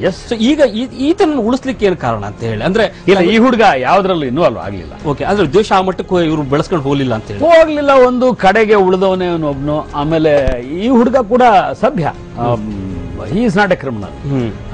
ಆ ತರಹದ ಉಳ್ಕೊಂಡು ಹುಡುಗರು ಚೆನ್ನಾಗಿದ್ದಾರೆ. ಸರ್ಕಾರಿ ಕೆಲಸಗಳಲ್ಲಿದ್ದಾರೆ. They are doing well. Okay, ಇಡೀ ಒಂದು ಕಥೆಯಲ್ಲಿ ಮತ್ತೊಂದು ಪ್ರಮುಖ ಪಾತ್ರ ಬರೋದು ಅಂದ್ರೆ ಚೋಳಪ್ಪ ಗೌಡ ಅಂತ ಹೇಳಿ. ಆ ಚೋಳಪ್ಪ ಗೌಡನ ಹತ್ಯೆಯ ಒಂದು ದೃಶ್ಯವನ್ನ ನೋಡ್ತೀವಿ. ಬೆಳಗ್ಗೆ ಈಗ ಚೋಳಪ್ಪ ಗೌಡ ಅಂತ ಹೇಳಿ ಅಂದ್ರೆ ನಾವು ಬೇರೆ ಬೇರೆ ಕ್ಯಾರೆಕ್ಟರ್ಸ್ ಬಗ್ಗೆ ಒಂದೊಂದಾಗಿ ಹೋಗ್ತಾ ಇದೀವಿ. ಅಂದ್ರೆ ಯಾವ ರೀತಿ ಕ್ಯಾರೆಕ್ಟರ್ ಒಂದೊಂದಾಗಿ ಎಂಟ್ರಿ ಆಗ್ತದೆ ಅಂತ ಹೇಳಿ. 10 ಕ್ರಾಸ್ ನಲ್ಲಿ ಈ ಚೋಳಪ್ಪ ಗೌಡ ಅಂತಕ್ಕಂಥ ಒಬ್ಬ ವ್ಯಕ್ತಿಯ ಹತ್ಯೆ ಆಗುತ್ತೆ. ಇದು ಇಡೀ ಕಥೆಗೆ ಮುಂದಿನ ದಿನಗಳಲ್ಲಿ ಒಂದು ಪೊಲಿಟಿಕಲ್ ಟರ್ನ್ ಅನ್ನು ಕೊಡುತ್ತೆ. ನೋಡಿ, ಅದೇನಾಯ್ತು, ಚೋಳಪ್ಪ ಗೌಡ ಇವರು ಮಾಣಿಕಪ್ಪ ಮಾಸ್ತರ್ನ ಹೊಡಿಬೇಕು ಅಂತ ತೀರ್ಮಾನ ಮಾಡ್ತಾರೆ. ಹೊಡೆದಿದ್ದು ಬಹಳ ವಿಚಿತ್ರವಾದ ಸನ್ನಿವೇಶದಲ್ಲಿ. ಮಾಣಿಕಪ್ಪ ಮಾಸ್ತರ್ ತನ್ನ ಟ್ರ್ಯಾಕ್ಟರ್ ರಿಪೇರಿ ಮಾಡಿಸ್ಬೇಕು ಅಂತ ಹೇಳಿ ಗುಲ್ಬರ್ಗಕ್ಕೆ ಹೋಗ್ತಾನೆ. ಬಿಜಾಪುರ. ಅಲ್ಲಿ ಒಂದು ಗ್ಯಾರೇಜ್ ಅಲ್ಲಿ ಇವನು ಗಾಡಿ ಬಿಟ್ಟಿದ್ದಾನೆ ಅಂತ ಇವ್ರಿಗೆ ಗೊತ್ತಾಗ್ತದೆ. ಆ ಗ್ಯಾರೇಜಿನ ಸುತ್ತಮುತ್ತ ಇವರು ಕವರ್ ಆಗಿರ್ತಾರೆ. ಅವ್ ಮಾಣಿಕಪ್ಪ ಮಾಸ್ತರ್ ಅಲ್ಲಿಗೆ ಬರ್ತಾನೆ. ಬಂದಾಗ ಫೈರ್ ಮಾಡಿ ಅವನನ್ನು ಕೊಲ್ತಾರೆ. ಆ ಕೊಲೆಯ ಹಿಂದೆ ಚೋಳಪ್ಪ ಗೌಡನ್ ಪಾತ್ರ ಇದೆ ಅಂತ ಅನ್ನೋ ಅನುಮಾನ ಈ ಕುಟುಂಬಕ್ಕೆ ಬರ್ತದೆ. ಮಾಣಿಕಪ್ಪ ಮಾಸ್ತರ್ ಮಕ್ಕಳಿಗೆ ಬರ್ತದೆ. ಬಸವರಾಜ ಯುವರಾಜ ಪಂಡಿತ ಈ ಗುಂಪಿಗೆ ಬರ್ತದೆ. ಚೋಳಪ್ಪ ಗೌಡ ಆಕ್ಚುಲಿ ಯಾರು ಅಂತ ತಿಳ್ಕೊಂಡಿದ್ದೀರಿ? He was a politician and personal friend of Deve Gowda. ದೇವೇಗೌಡರಿಗೆ ಆತ್ಮೀಯ ಸ್ನೇಹಿತ, ಬಹಳ ಆತ್ಮೀಯ ಸ್ನೇಹಿತ ಚೋಳಪ್ಪಗೌಡ. ಓಕೆ. ಆಮೇಲೆ ಇಂಡಿಯಲ್ಲಿ ಒಬ್ರು ಬಾಬಾಗೌಡ ಅಂತಿದ್ದಾರೆ, ಬಾಬಾಗೌಡ ಪಾಟೀಲ್ ಅಲ್ಲ, ವಯಸ್ಸಾದವರು ಒಬ್ರು ಬಾಬಾಗೌಡ ಅಂತ ಒಬ್ಬರಿದ್ದಾರೆ. ಅವರಿಗೆ ಇವರು ಬಹಳ ಆತ್ಮೀಯರಾಗಿದ್ದವರು. ಓಕೆ. ಇವ್ರಿಗೆ ಅನೇಕರು ವಾರ್ನಿಂಗ್ ಕೊಡ್ತಾರೆ, ಬೇಡ ಒಬ್ಬೊಬ್ಬನೇ ಅಡ್ಡಾಡಬೇಡ, ಇದು ಬಹಳ ಅಪಾಯ ಇದೆ ನಿನಗೆ ಅಂತ ಚೋಳಪ್ಪಗೆ. ಆದ್ರೆ ಚೋಳಪ್ಪನ ಸಮಸ್ಯೆ ಏನು ಅಂತಂದ್ರೆ, ಚೋಳಪ್ಪಗೌಡನ ಇನ್ನೊಂದು ಹೆಸರು ಗೌಡಪ್ಪಗೌಡ. ಈತನಿಗೆ ಏನಿತ್ತು ಅಂದ್ರೆ, ನಾನ್ ಏನೂ ಮಾಡಿಲ್ಲ, ಆದ್ರಿಂದ ನಾನ್ ಯಾಕೆ ಹೆದರ್ಲಿ ಅಂತ ಹೇಳಿ ಇವರು ತಂಪಾಡಿ ತಾವು ಜೀಪಲ್ಲಿ ಓಡಾಡ್ತಾ ಇರ್ತಾರೆ. ಆಮೇಲೆ ದೇವೇಗೌಡರು ಈತನನ್ನ ಬಹುಶಃ ಬದುಕಿದ್ದಿದ್ರೆ ಕ್ಯಾಂಡಿಡೇಟ್ ಮಾಡ್ತಾ ಇದ್ರು ಅಲ್ಲಿ ಅಗೇನೆಸ್ಟ್ ಗುತ್ತೇದಾರ್ಸ್ ಅಂಡ್ ಅದರ್ಸ್. ಆದ್ರೆ ದುರಂತ ಅಂದ್ರೆ ಹತ್ನೂರು ಕ್ರಾಸ್ ಬಳಿ ಕಾದಿದ್ದು ಈತನನ್ನ ಹೊಡೆದು ಬಹಳ ಬರ್ಬರವಾಗಿ ಕೊಂದು ಜೀಪ್ ಒಳಗೆ ಮಡಚಿ ಎತ್ತಿ ಹಾಕಿ ಹೋಗ್ಬಿಟ್ರು. ಇದು ಜೀಪ್ ಒಳಗೆ ಹಾಕಿದಂತ ಜೀಪ್ ಒಳಗೆ ಬಿದ್ದಿರುವಂತಹ ಶವ ಅದು. ಅಂದ್ರೆ ಅದ್ರ ಇವ್ರ ಕತೆ ಓದ್ತಾ ಇದ್ರೆ ಪಾಪ ಇವ್ರು ಎಲ್ಲ ಅಮಾಯಕವಾಗಿ ಇವ್ರ ಪಾಡಿಗೆ ಇವ್ರು ಇದ್ದಂತವ್ರು, ಈ ಕಡೆ ಇವ್ರು ಹೋಗಿ ಅವ್ರ ಹೆಲ್ಪ್ ಕೇಳಲಿಕ್ಕೆ ಹೋಗ್ತಾರೆ, ಅಲ್ಲಿಂದ ಇವರು ಸುಮ್ಮನೆ ಅನಗತ್ಯವಾಗಿ ಇವ್ರನ್ನ ಎಳೆದು ಒಳಗಡೆ ತರ್ತಾರೆ ಇದರಲ್ಲಿ. ಹಾಗೆ ಬಹಳ ಜನ ಸತ್ತಿದ್ದಾರೆ ಇಲ್ಲಿ. ಅಂದ್ರೆ ಯಾವುದಕ್ಕೂ ಸಂಬಂಧಪಡದೆ, ಉದಾಹರಣೆಗೆ ಬೆಸ್ಟ್ ಉದಾಹರಣೆ ಕೇಸಪ್ಪ ತಾವರಖೇಡ್. ಕೇಸಪ್ಪ ತಾವರಖೇಡ್ನ ಮನೆಯಿಂದ ಏನೂ ಹೋಗಿರ್ಲಿಲ್ಲ, ಕೇಸಪ್ಪ ತಾವರಖೇಡ್ನಿಗೆ ಏನೂ ನೋವಾಗಿರ್ಲಿಲ್ಲ, because of his friendship with Borgi. Siddappa Borgi ಸ್ನೇಹ. ಕೆಲವು ಫೋಟೋಗಳನ್ನು ಮುಂದಿನ ಆದ್ರೆ ಚೋಳಪ್ಪ ಗೌಡನ ಹತ್ಯೆ ಇಡೀ ಪ್ರಕರಣಕ್ಕೆ ಹೊಸ ತಿರುವನ್ನು ಕೊಡುತ್ತೆ. ಖಂಡಿತ. ಯಾರು ಇವ್ರನ್ನ ಬಳಸ್ಕೊಂಡು ಕೊಲೆ ಮಾಡ್ಲಿಕ್ಕೆ ಹೋಗ್ತಾರೆ ಅವರು ಮುಂದೆ ಇದೇ ಕಾರಣಕ್ಕೆ ಕೊಲೆ ಆಗ್ಬೇಕಾಗತ್ತೆ. ಹೌದು ಹೌದು ಹೌದು ಹೌದು. ಅದು ನೋಡಿ ಈಗ ಹೇಗೆ ಅಂತಂದ್ರೆ, ನಮ್ಮಲ್ಲಿ ಬಸ್ಸಿನ ಜಗಳ ಆಗುತ್ತಲ್ಲ, ಇಳಿಯೋ ಕೆಳಗೆ ನೋಡ್ತೀನಿ ಅಂತಾನೆ, ಅವನು ಇಳಿಯಲ್ಲ, ಇವನು ನೋಡಲ್ಲ. ಅದು ಹಾಗಲ್ಲ. ಉತ್ತರ ಕರ್ನಾಟಕದ ಸ್ಥಿತಿ ಹೇಗೆ ಅಂತಂದ್ರೆ, ಬಸ್ಸನ್ನ ನಿಲ್ಲಿಸಿ ಉಳಿದವ್ರನ್ನೆಲ್ಲ ಇಳಿಸಿ ಬೇಕಾದ್ರೆ ಇವರೇ ಬಸ್ ಹತ್ತಿ ಅವ್ನು ಕತ್ತರಿಸ್ತಾರೆ. ಹಾಗೆ ಕತ್ತರಿಸಿರೋ ಘಟನೆ ನಡೆದಿದೆ. ನಿಮಗೆ ಇದು ಓದಿದ್ರೆ ಗೊತ್ತಾಗುತ್ತೆ, ಖಜೂರಿ ಮರ್ಡರ್ನ. ಆ ಬಸ್ನೇ ಓಡಿಸ್ಕೊಂಡು ಸ್ಮಶಾನಕ್ಕೆ ಹೋಗ್ತಾರೆ, ಅಲ್ಲಿ ಸತ್ತಂತವನು ಸಮಾಧಿ ಮೇಲೆ ಇಟ್ಟು ಅವನು ಕಡಿತಾರೆ. ಈ ತರಹದ ವೈಚಿತ್ರಗಳು ಅಲ್ಲಿ ನಡೆದಿವೆ. ಓಕೆ. ಸೊ ಈಗ ಮತ್ತೊಂದು ಫೋಟೋ ನಿಮಗೆ ತೋರಿಸ್ತಾ ಇದ್ರಿ, ಶಿವಾಜಿ ಬೋರ್ಗಿ. ಇಡೀ ಪ್ರಕರಣದಲ್ಲಿ ಮತ್ತೊಬ್ಬ ಪ್ರಮುಖ ಅಂದ್ರೆ ಶಿವಾಜಿ ಬೋರ್ಗಿ, ಚಂದಪ್ಪ, ಕೇಶಪ್ಪ. ಇದರಲ್ಲಿ ಶಿವಾಜಿ ಬೋರ್ಗಿಯ ಒಂದು ತುಂಬಾ ವಿಚಿತ್ರವಾದ ಫೋಟೋ ನೋಡುತ್ತೆ. ನಾಯಿ ಜೊತೆಗೆ ಆತನ ಶೋಕಿ, ಕನ್ನಡಕ, ಇದು ಒಂದು ಉದ್ದಕ್ಕೆ ಒಂದು ನಾಮ, ಕಪ್ಪು ಕಲರ್ ಡ್ರೆಸ್. ಏನು ನೀವು ಶಿವಾಜಿ ಬೋರ್ಗಿಯನ್ನು ಯಾವ ಭೇಟಿ ಮಾಡಿದ್ದು, ಹೇಗಿತ್ತು? ನಾನು ಶಿವಾಜಿ ಬೋರ್ಗಿಯನ್ನ ಎರಡು ಮೂರು ಸಂದರ್ಭಗಳಲ್ಲಿ ಮೀಟ್ ಮಾಡಿದ್ದೀನಿ. ಒಂದು ಹೀಗಿದ್ದಾಗ ನೋಡಿದ್ದೀನಿ, wear he was physically very tough. ಆಮೇಲೆ ಸ್ವಲ್ಪ ಅಹಂಕಾರಿ ಏನೋ ಅನ್ನುವಂಥ ಧಾಟಿಯಲ್ಲಿ ಮಾತಾಡ್ತಾ ಇದ್ದಂಥ ಹುಡುಗ. ಮತ್ತು ಈ ಹುಡುಗನನ್ನ ಚಂದಪ್ಪ ಸಾವುಕಾರ ಅಂತ ಕರೀತಿದ್ದ. ಯಾಕೆಂದ್ರೆ ಅದು ಅವನ ಮನೆ ಆಳವನು, ಇಲ್ಲಿ ಸಾವುಕಾರ ಅಂತೇಳಿ ಮಾತಾಡ್ತಿದ್ದ. ಬೋರ್ಗಿಗೆ ಒಂದು ವೈಶಿಷ್ಟ್ಯ ಏನಂತಂದ್ರೆ, ಈ ತರದ ಈ ನಾಯಿ ಸಾಕೋ ಹುಚ್ಚು, ಡಾಬರ್ಮನ್ ನಾಯಿ ಇಟ್ಕೊಂಡಿದ್ದ. ಆಮೇಲೆ ಬಹಳ ದಿವಸ ಇವರು ಟೈಮ್ ಕಳೀತಾ ಇದ್ದು ಸೊಲ್ಲಾಪುರ ಮತ್ತು ಪುಣೆ. ಈ ಸೊಲ್ಲಾಪುರ ಮತ್ತು ಪುಣೆಯ ಸ್ನೇಹ ಇವರಿಗೆ ಎಲ್ಲಿವರೆಗೂ ಬಂತು ಅಂತಂದ್ರೆ, ಒಂದ್ ಕಡೆ ಹೇರ್ ಕಟ್ ಮಾಡಿಸ್ಕೊಳಕ್ ಹೋಗ್ತಾರೆ. ಇದೇ ಶಿವಾಜಿ ಬೋರ್ಗಿ ಹೋಗ್ತಾನೆ. ಹೇರ್ ಕಟ್ ಮಾಡಿಸ್ಕೊಳಕ್ ಹೋದಾಗ ಅಲ್ಲಿ ಪರಿಚಯ ಆದವನೇ Chandrakant Varika. Because Varik is a barber, Varika ಕ್ಷೌರಿಕ ಏನೋ. ಹಾಗೆ ಈ ಗುಂಪು ಬೆಳೆಸ್ and he was a wonderful organiser. ಅವನಿಗೆ ಆರ್ಗನೈಸಿಂಗ್ ಕೆಪಾಸಿಟಿ. ಹತ್ಯೆಗಳಿಗೆ ಏನಾದ್ರೂ ಬರದೇ ಇದ್ದಿದ್ರೆ ಎಲ್ಲೊಂದ್ ಕಡೆ ದೊಡ್ಡ ಲೀಡರ್ ಆಗಿ ಬೆಳೆಯೋಕೆ ಸಾಧ್ಯತೆ ಇತ್ತ ಶಿವಾಜಿ? ಈ 3 ಜನಕ್ಕೆ ಬೆಳೆಯೋ ಚಾನ್ಸ್ ಇತ್ತು. ನಾನು ಚಂದಪ್ಪ ಹರಿಜನನ್ಗೆ ಸ್ಪಷ್ಟವಾಗಿ ಹೇಳಿದ್ದೆ, ನೀನು ಸರೆಂಡರ್ ಆಗು, 4 ವರ್ಷ ಇರು, ಫೈಟ್ ಮಾಡು, ಎಲ್ಲ ಕೇಸ್ ಗೆಲ್ತೀಯ. ಯಾಕಂದ್ರೆ 48 ಕೇಸ್ಗೆ ವಿಟ್ನೆಸ್ ಇರಲಿಲ್ಲ, ಯಾವುದಕ್ಕೂ ವಿಟ್ನೆಸ್ ಇರಲಿಲ್ಲ. ನಿಮ್ಮನ್ನು ಬಿಟ್ಟರೆ ಯಾರು ನೋಡಿರ್ಲಿಲ್ಲ ಅವನ್ನ. ಯಾರು ನೋಡಿದ್ರು? ಯಾರ್ಯಾರು ನೋಡಿರ್ಲಿಲ್ಲ ಅವನ್ನ. ಆಮೇಲೆ ಈಚೆ ಬರ್ತಿ ಮಾರ, ನೀನು ಬಂದ್ರೆ ಈ ವುಡ್ ಹ್ಯಾವ್ ಬಿನ್ ಇಷ್ಟೊತ್ತಿಗೆ MLA ಆಗಿ ಇಲ್ಲಿ ಪಕ್ಕದಲ್ಲಿ ಕೂತಿರ್ತಿದ್ದಾನೆ. ನೋಡಿ, ಈ ಹುಡುಗ ಮದುವೆ ಆಗಿದ್ದು ಸ್ವಲ್ಪ ದೂರದ ಊರಿನಲ್ಲಿ, ಬೀದರ್ ನಲ್ಲಿ ಮದುವೆ ಆಗ್ತಾನೆ. ಮತ್ತು ಸ್ನೇಹಕ್ಕೋಸ್ಕರ ಏನಾದ್ರೂ ಮಾಡಬಲ್ಲೆ ಅಂತ ಅನ್ನುವಂತಹ ವಿಶ್ವಾಸವನ್ನ ಇನ್ನೊಬ್ಬರಲ್ಲಿ ಕ್ರಿಯೇಟ್ ಮಾಡ್ತಾನೆ. ಇವ್ರ ಅಣ್ಣನಿಗೋಸ್ಕರ ಬಂದಂತವನು ಕೇಸಪ್ಪ ತಾವರಖೇಡ್, ಇವ್ರ ಅಣ್ಣ ಸಿದ್ದಪ್ಪನಿಗೋಸ್ಕರ ಬಂದಂತವನೇ ಚಂದಪ್ಪ. ಆದ್ರೆ ಅವರಿಬ್ಬರನ್ನು ಕೂಡ ಬಹಳ ವರ್ಷಗಳ ತನಕ ತನ್ನ ಸ್ನೇಹದ ಬಂಧನದಲ್ಲಿ ಇಟ್ಕೊಂಡಿದ್ದಂಥವನು ಶಿವಾಜಿ ಬೋರ್ಗಿ. ದುರಂತ ಅಂದ್ರೆ, ಈ ಹುಡುಗ ತೀರ್ಕೊಂಡಾಗ ನಾನು I was an eye witness. ಇವನು ಬಿಡುಗಡೆ ಆಗಬೇಕು ಅಂತೇಳಿ ಕೋರ್ಟಿಂದ ಆರ್ಡರ್ ಬಂತು. ಆ ಆರ್ಡರ್ ರಿಸೀವ್ ಮಾಡಿ ಸಿಗ್ನೇಚರ್ ಮಾಡುವಾಗ ಇವನು ಪ್ರಾಣ ಹೋಯ್ತು. ಬೆಂಗಳೂರಿನಲ್ಲಿ ವಿಕ್ಟೋರಿಯಾ ಹಾಸ್ಪಿಟಲ್ ಅಲ್ಲಿ ಪ್ರಾಣ ಹೋಯ್ತು. ಅಂದ್ರೆ ಆ ಸಮಯದ ತಿರುವಿದೆಯಲ್ಲ, ನಾನು ಒಂದು 14-15 ವರ್ಷ ಇವ್ರನ್ನ ನೋಡ್ತಾ ಬಂದಿರೋದ್ರಿಂದ ಇವರೆಲ್ಲರ ಜೀವನದ ದುರಂತಗಳನ್ನ ನಾನು ಗಮನಿಸ್ತಾ ಬಂದಿದ್ದೇನೆ. ನಂತರ ನೀವು ತೋರಿಸಬೇಕಾದಂಥ real hero of the story ಅಂತಂದ್ರೆ ಕೇಶಪ್ಪ ತಾವರ್ಕೇಡ. ಎಸ್, ಕೇಶಪ್ಪ ತಾವರ್ಕೇಡ ಒಂದು ಫೋಟೋ ತೋರಿಸ್ತಾ ಇದೀವಿ. ಇದ್ರ ಜೊತೆಗೆ ಮತ್ತೊಂದು ಫೋಟೋವನ್ನು ಕೂಡ ಈಗ ನಾವು ನಿಮಗೆ ತೋರಿಸ್ತಾ ಇದೀವಿ. ಇನ್ನೊಂದು ಫೋಟೋ ಕೇಶಪ್ಪ ತಾವರ್ಕೇಡ ಫೋಟೋ ಇದೆ. ಅದ್ರಲ್ಲಿ ಆತ ಬಂದೂಕನ್ನು ಹಿಡ್ಕೊಂಡು ಬಹಳ ಶೋಕಿಯಾಗಿ ನಿಂತಿರ್ತಕ್ಕಂಥ ಫೋಟೋ ಕೂಡ ಇದೆ. ಅಂದ್ರೆ ಮೀಸೆಯನ್ನು ತಿರುವಿ ಏನು ಇಡೀ ಒಂದು ಕಥೆಯಲ್ಲಿ ತುಂಬಾ ಅಷ್ಟೇ ಒಂಥರ ಧೈರ್ಯ ಇರ್ತಕ್ಕಂಥವನು, ತುಂಬಾ ತಮಾಷೆಯ ವ್ಯಕ್ತಿ, ಅಷ್ಟೇ ಒಂದು ತರ ವಿಚಿತ್ರವಾದಂತ ಕ್ಯಾರೆಕ್ಟರ್ ಈ ಕೇಶಪ್ಪ ತಾವರ್ಕೇಡ. ಕೇಶಪ್ಪ ನಾನು ನನ್ನ ನಿಲುಕಿಗೆ ಬಹಳ ವಿಚಿತ್ರವಾಗಿ ಸಿಗ್ತಾನೆ. ನೀವು ಕೇಶಪ್ಪ ತಾವರ್ಕೇಡ್ನ ಮನೆ ನೋಡಬೇಕು. ಅದೊಂದು ದೊಡ್ಡ ಕೋಟೆ. It's like A huge compound. ಒಂದು ಕಾಂಪೌಂಡ್ ತರ ಒಂದು ಮನೆ ಇದೆ. ನಾವು ಒಳಗಡೆ ಹೋದ್ರೆ ಒಂದು ಏನಿಲ್ಲ ಅಂತಂದ್ರೆ ಒಂದು 50-60 ಜನ ಊಟ ಮಾಡ್ತಾರೆ. ಈತನ ಮನೆಯವ್ರನ್ನ ನಾನು ನೋಡಿದ್ದೇನೆ, ತಮ್ಮನನ್ನು ನೋಡಿದ್ದೇನೆ, ಮಕ್ಕಳನ್ನು ನೋಡಿದ್ದೇನೆ. ಮಕ್ಕಳು ಬಹಳ ಚಿಕ್ಕವರು ಅವಾಗ ಈತನಿಗೆ. ಆಮೇಲೆ ಶೋಕಿ ಮನುಷ್ಯ, ಹಠದ ಮನುಷ್ಯ, ಕೂಲಿಂಗ್ ಗ್ಲಾಸು ಅದೆಲ್ಲ ಇತ್ತು. ಮೀಸೆ ತಿರುವುದು, ಫೋಟೋ ತೆಗೆಸ್ಕೊಳ್ಳೋದು, ಆಮೇಲೆ 2 ಬ್ಯಾರಲ್ ಇದು ಹಾಕೊಳ್ಳೋದು, ಬುಲೆಟ್. ಅದಕ್ಕಿಂತ ಈ ಪಾಟ್ಲಿ ಅಂತ ಚೈನ್ಗಳು, ಬಂಗಾರ ಚೈನ್ ಹಾಕೊಳ್ಳೋದು, ಈ ತರದ್ದೆಲ್ಲ ಹಠ ಇದ್ದಂತ ಮನುಷ್ಯ. ಆಮೇಲೆ ಭಯಂಕರ ತಮಾಷೆ ಮನುಷ್ಯ. ನನ್ಗೆ ರೇಕ್ಸೋನು ಎಲ್ಲ ಗೊತ್ತಾದ್ ತಗೊಳ್ರಿ ಅಂತೇಳಿ. ಅವನ ಜೊತೆಗೆ ನಡೆದ ಯಾವ್ದಾದ್ರು ಒಂದು ಘಟನೆ ಶೇರ್ ಮಾಡ್ಬೋದಾ? ನಾನು ನೋಡಿದಾಗ ಕೇಶಪ್ಪ ತಾವರ್ಕೇಡ್ ಬಹಳ ವಿಚಿತ್ರ ರೀತಿಯಲ್ಲಿ ಗುಂಡು ಹಾಕ್ತಾ ಇದ್ದೆ. ನಾನು ಎಲ್ಲಾ ತರದ ಗುಂಡು ಹಾಕೋರ್ನ ನೋಡಿದ್ದೀನಿ, ನಾನು ಹಾಕ್ತಿದ್ದೆ. ಆದ್ರೆ ಒಂದು ಬಕೆಟ್ ಒಂದು ಮಗ್ಗು ಇಟ್ಕೊಂಡು ಕೂತ್ಕೊಂಡು ಗುಂಡು ಹಾಕಿದ್ದವ್ರು ನಾನು ಜನ್ಮದಲ್ಲಿ ನೋಡಿದ್ದೆ. ಅದ್ರ ಇಡೀ ಬಕೆಟ್ ತುಂಬಾ ಸರಾಯಿ ಸುರ್ಕೊಂಡ್ಬಿಡೋದು, ಎಲ್ಲಾರನ್ನ ಕರೆದು ಕುಡಿಸೋದು. ಅದು ನೀನ್ ತಗೋ, ನೀನ್ ಕುಡಿ, ನಾನ್ ಕುಡಿತೀನಿ ಅಂತ ಹೇಳಿ. He was not a criminal. ಅವನನ್ನು ಯಾರು ಕೂಡ ಕೇಶಪ್ಪ ಅಂತ ಕರೀತಿರ್ಲಿಲ್ಲ. ಕೇಶಪ್ಪನ ಕರಿಬೇಕು ಅಂತಂದ್ರೆ ಚೇರ್ಮನ್ ಅಂತಾನೆ ಕರಿಬೇಕು, ಚೇರ್ಮನ್ ಅಂತಾನೆ ಕರಿಬೇಕು. ಅದು ಕಾರಣ ಏನು ಅಂತಂದ್ರೆ ಅಲ್ಲಿ ಜಾತಿ ವ್ಯವಸ್ಥೆ ಮತ್ತು ಅಧಿಕಾರ ವ್ಯವಸ್ಥೆ ತೂಕೊಂಡು ಹೋಗ್ತೇವೆ, ಸರಿಸಮನಾಗಿ ಹೋಗ್ತವೆ. ನೀವು ಮೊನ್ನೆ ಒಬ್ಬನು ತೀರ್ಕೊಂಡಲ್ಲ, ಪುತ್ರಪ್ಪ ಸಾವುಕಾರ. ಅವನ ಹೆಸರು ಸಾವುಕಾರ ಅಲ್ಲ, ಆದ್ರೆ ಅವನನ್ನು ಕರೆಯೋದೇ ಸಾವುಕಾರ ಅಂತ ಹಾಗೆ ಫಿಕ್ಸ್ ಆಗಿಬಿಟ್ಟಿರ್ತದೆ.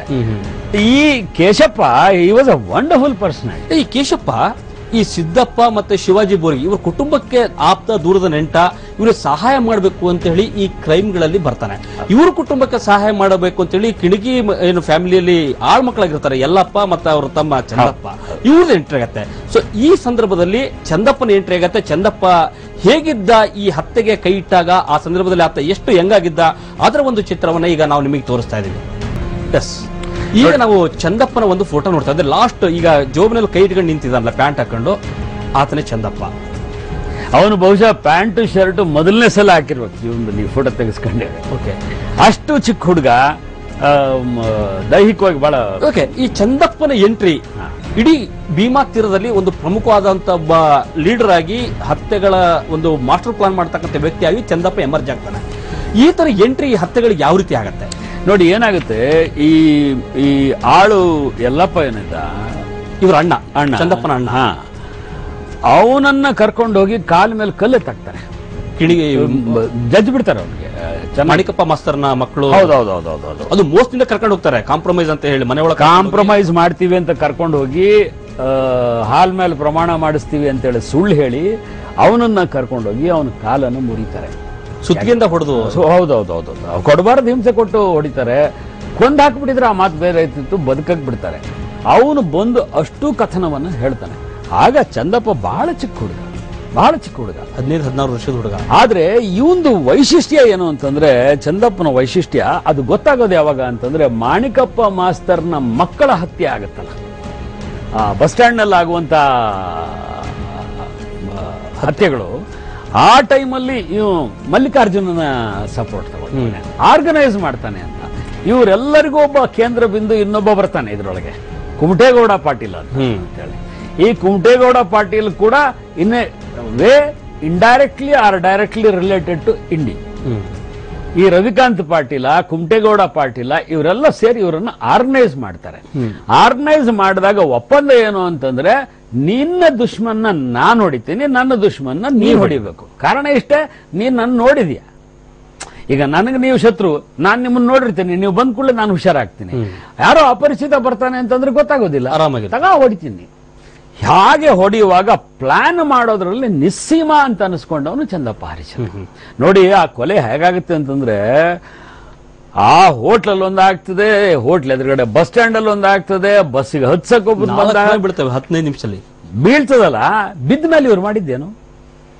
ಸುಮ್ಮನೆ ಇವ್ರ ಪಾಡಿಗೆ ಇವರು ಶಿವಾಜಿ ಬೋರ್ಗಿ ಮತ್ತು ಚಂದಪ್ಪ ಹೊರಟು ಬಿಡ್ತಿದ್ರು. ಆದ್ರೆ ಕೇಶಪ್ಪ ಆ ತರದ ಮನುಷ್ಯ ಅಲ್ಲ. ಸ್ಟೇಷನ್ ಮುಂದೆ ಕೂಗ್ತಾನೆ, ನಾವು ಹೊಡೆದೇವ್ ಬರ್ರಿ, ಯಾರಾದ್ರೂ ಇದ್ರ ತಾಕತ್ತಿದ್ರು ಬಂದು ನನ್ನ ಅರೆಸ್ಟ್ ಮಾಡ್ರಿ ಅಂತ, ನರ ಇದ್ದವ್ರು ಬರ್ರಿ ಅಂತಂತಾನೆ. ಅಂದ್ರೆ he was A sort of a man who had that crime enjoy ಮಾಡೋ ಲೆವೆಲ್ಗೆ ಹೋಗ್ಬಿಟ್ಟಿದ್ದ ಅಂತ. ಕ್ರೈಮ್ ಅನ್ನು ಎಂಜಾಯ್ ಮಾಡ್ತಿದ್ದ ಮತ್ತು ಆ ಫ್ಯೂಡಲಿಸ್ಟಿಕ್ ಇದಿತ್ತು. ನನಗೆ ಕೇಶಪ್ಪನ ಬಗ್ಗೆ ಅಯ್ಯೋ ಅನ್ಸಿದ್ದು ಯಾವಾಗ ಅಂತಂದ್ರೆ, ಅವನ್ನ ಕಡೆ ದಿನಗಳಲ್ಲಿ ನಾನು ನೋಡಿದಾಗ ನನ್ಗನ್ಸಿದ್ದು ಎಷ್ಟು ಚಂದಾಗಿ ಬದುಕಬಹುದಾಗಿತ್ತು. ಒಬ್ಬ ಜಮೀನ್ದಾರ, ಅವನು ಚೇರ್ಮನ್ ಶ್ರೀಮಂತ, ಊಟ ಹಾಕ್ತಿದ್ದ, ಓಎಸ್ ಧಾರಾಳವಾಗಿ. ಆಮೇಲೆ ದುಷ್ಟ ಮನಸ್ಸಿರ್ಲಿಲ್ಲ, ಕೆಟ್ಟ ಮನಸ್ಸಿರ್ಲಿಲ್ಲ, ಅವನಿಗೆ ಶೋಕಿ ಬಂದ್ಬಿಡ್ತದ. ಆಮೇಲೆ ಈ ಆಹೇರಿ ವಿಷಯಕ್ಕೆ ನಾವು ಮುಂದೆ ಬರ್ತೀವಿ ಅಂತ ಕಾಣಿಸುತ್ತೆ. ಹೇಗೆ ರೆಸಿಸ್ಟ್ ಮಾಡ್ತಾನೆ ಅಂತೇಳಿ, ಮಹಾನ್ ಹಠಮಾರಿ. ಆಮೇಲೆ ಅಷ್ಟು ಕೂಡಿದ್ರು ಅಷ್ಟಿದ್ರು ಎಚ್ಚರ ತಪ್ಪಿದ್ದಿಲ್ಲ ಮನುಷ್ಯ. ಅಂಥದ್ದು ಆ ಟೈಮ್ನಲ್ಲಿ ಪ್ಲಾನ್ ಮಾಡಿದಂಥವನು ಚಂದಪ್ಪ ಹರಿಶ್ಚಂದ್ರ. ಆ ಪ್ಲಾನಿಂಗ್ ಅವನಿಗೆ ಬಹಳ ಬ್ಯೂಟಿಫುಲ್ ಆಗಿ ಅದು ಗೊತ್ತಿತ್ತು, ಮತ್ತು ಗ್ರೂಪ್ಸ್ ನ ಬಳಸೋದು ಗೊತ್ತಿತ್ತು. ಯಾವ್ಯಾವ ಊರಿನಲ್ಲಿ ಯಾರ್ಯಾರನ್ನ ಇಟ್ಕೋಬೇಕು, ಅವನಿಗೆ ಗೊತ್ತಿಲ್ಲದ ಊರು ಯಾವ್ದಿತ್ತು ಚಂದಪ್ಪಗೆ. ಹೌದು, ಒಂದ್ಸಲ ಮೋಟರ್ ಸೈಕಲ್ ಹೊರಟ ಅಂತಂದ್ರೆ ಯಾವ ಊರಿಗೆ ತಲುಪಿ ಯಾರಿಗೂ ಗೊತ್ತಿರ್ತಿರ್ಲಿಲ್ಲ, ಎಲ್ಲಿ ಮಲಗ್ತಾನೆ ಯಾರಿಗೂ ಗೊತ್ತಿರ್ತಿರ್ಲಿಲ್ಲ, ಯಾರಿಗೂ ಹೇಳ್ತಿರ್ಲಿಲ್ಲ. ಅವನು ಫ್ಯಾಮಿಲಿಯಲ್ಲಿದೆ ಅಂತೇಳಿ ಯಾರಿಗೂ ಹೇಳ್ತಿರ್ಲಿಲ್ಲ. ಚಂದಪ್ಪ ಮದುವೆ ಆಗಿದ್ದೆ ಹಾಗೆ. ಮದುವೆ ಆಗಿದ್ದ ಹುಡುಗಿನ ಗಂಡನ ಮನೆಯಿಂದ 2 ದಿವಸದಲ್ಲಿ ಎಳ್ಕೊಂಡ್ಬಂದು ಗಂಡನಿಗೆ ರಿವಾಲ್ವರ್ ಇಟ್ಟು, ಮಗನೇ ನನ್ನ ಹೆಂಡತಿ ಬಿಡು ಅಂತೇಳಿ ಬಿಡಿಸ್ಕೊಂಡು ಬಂದ. ಅವಳು ತಾಳಿ ತೆಗೆದು ಗಂಡನ ಕೈ ಕೊಟ್ಟು ಬಂದ್ಲು.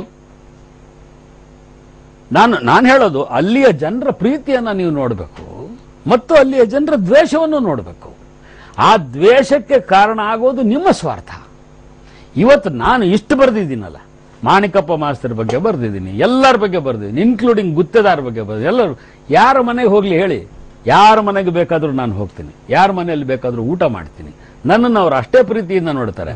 ಕಾರಣ ಏನು ಅಂದ್ರೆ, ನನಗೆ ಸ್ವಾರ್ಥ ಇಲ್ಲ. ಇದರಿಂದ ನಾನೇನೋ ಗಳಿಸ್ಕೊಂತೀನಿ ಅಂತ ಮತ್ತೊಂದಾಗ್ಲಿ ಇನ್ನೊಂದಾಗ್ಲಿ ಮತ್ತೊಂದು ಏನೂ ಇಲ್ಲ. ಇದೇ ರವಿ ಪಾಟೀಲ್ ಇನ್ಸಿಡೆಂಟ್ ನಿಮಗೆ ನಾನು ಹೇಳಿದೆ. ಕಣ್ಣೀರಿಟ್ಬಿಟ್ಟ ರವಿ ಪಾಟೀಲ್, ನನ್ನ ಜೀವನ ಉಳಿಸಿದ್ರಿ ನೀವು ಅಂತ.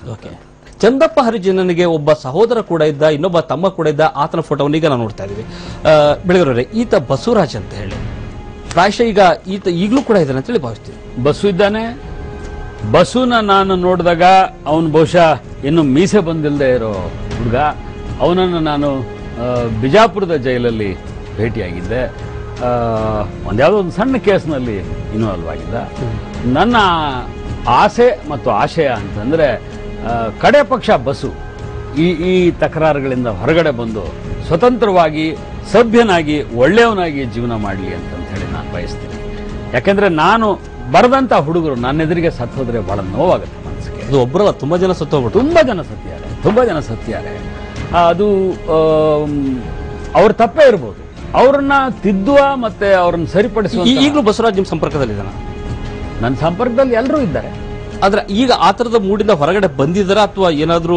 ಅದನ್ನು ನಾನು ಈಗ ಅವ್ರು ಏನಾಗುತ್ತೆ ಅಂದ್ರೆ, ಯಾವ ಹೊತ್ತಿನಲ್ಲಿ ಏನ್ ಮಾಡ್ತಾರೆ ಅಂತ ಗೊತ್ತಾಗುತ್ತೆ. ಅಲ್ಲ, ನೀವು ಯಾಕಂದ್ರೆ 2ನೇ ಭಾಗ ಬರೀತೀನಿ ಅಂತ ಹೇಳ್ತಿದ್ರಿ ಭೀಮಾತ್ರ ಸಂತಕರು.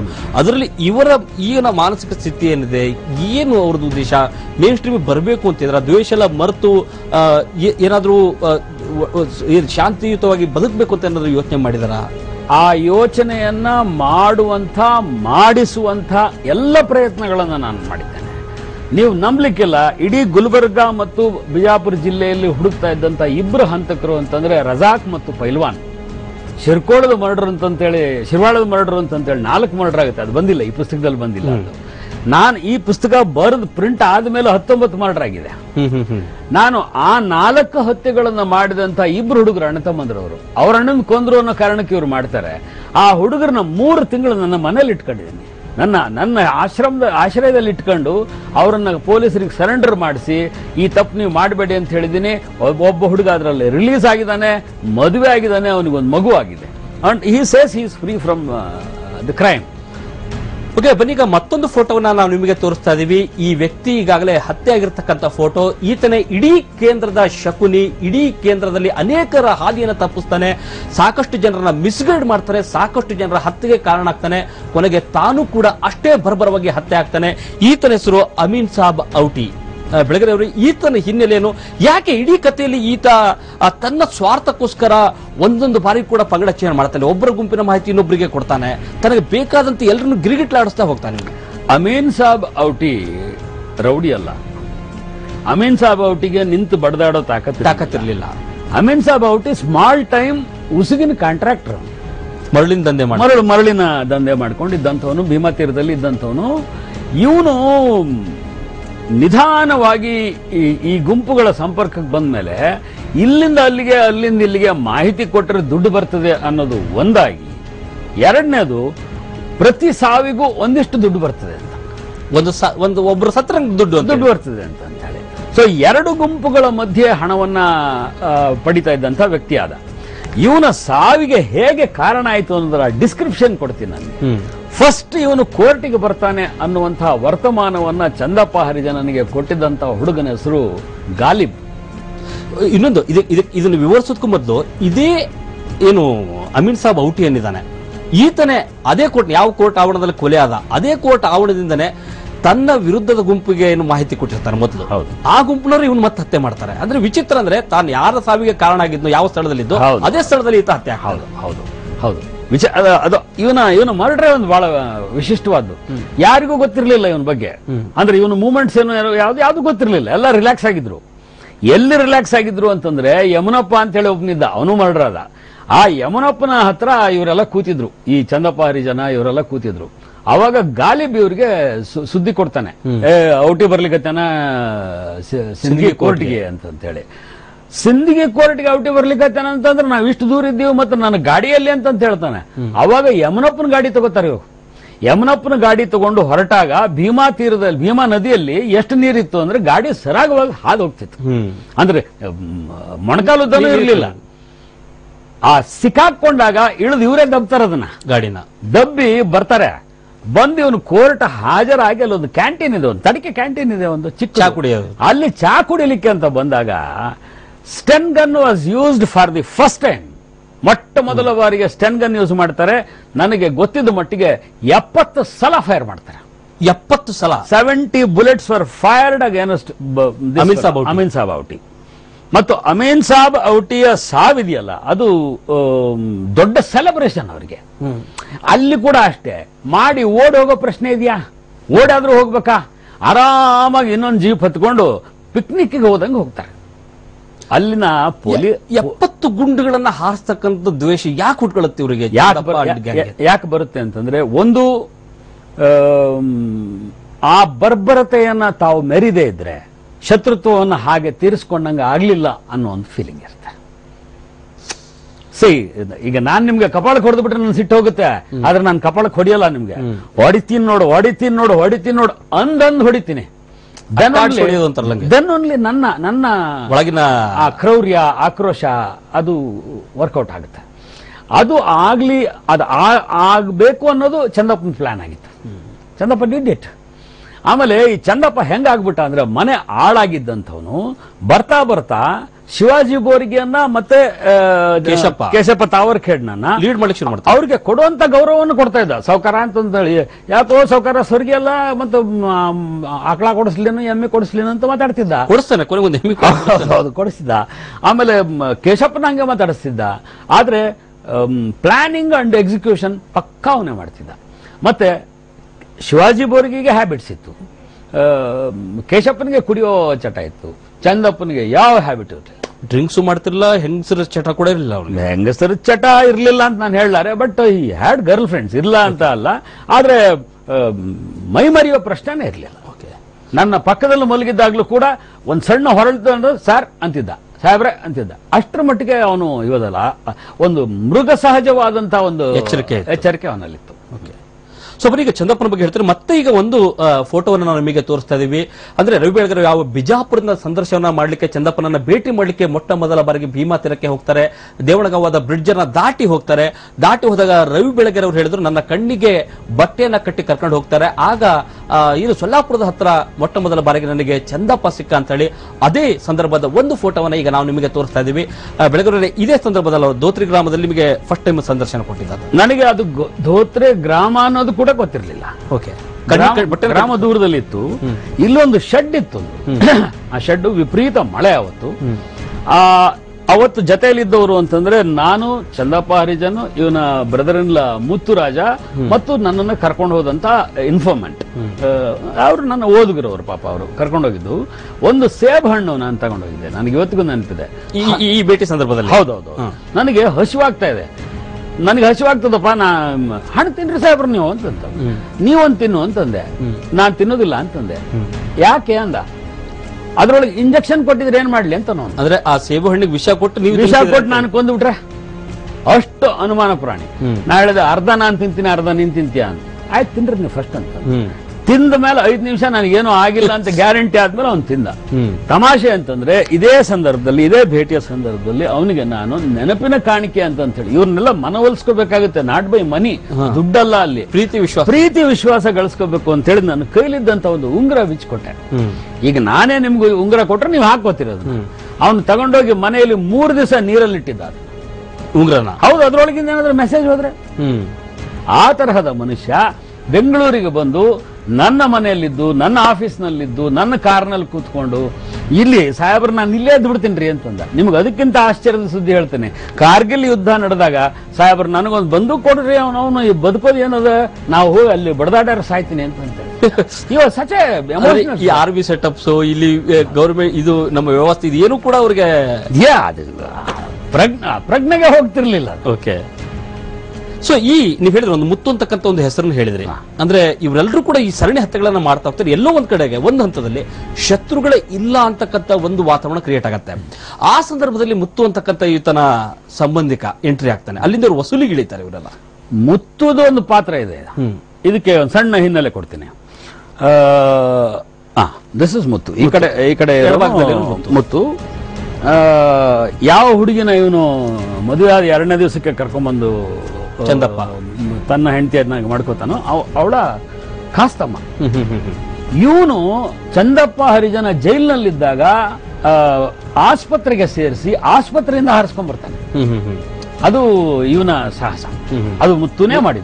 ಮತ್ತು ಮುತ್ತು ಒಬ್ಬ ಸರ್ಕಾರಿ ಶಿಕ್ಷಕ. ಅವನೇನೋ ಕ್ರಿಮಿನಲ್ ಅಲ್ಲ ಏನಲ್ಲ. ಮುತ್ತು ಟೀಚರ್ ಆಗಿದ್ದವನ. ಟೀಚರ್ ಆಗಿದ್ದ. ಇವಾಗ ಗವರ್ಮೆಂಟ್ ಸ್ಕೂಲ್ ಟೀಚರ್. ಇದಾದ್ಮೇಲೆ ಬಿಡ್ತಾನತ್ತು ಇಲ್ಲ ಸಾಯೋವರೆಗೂ ಇವಾಗ ಗವರ್ಮೆಂಟ್ ಸ್ಕೂಲ್ ಟೀಚರ್.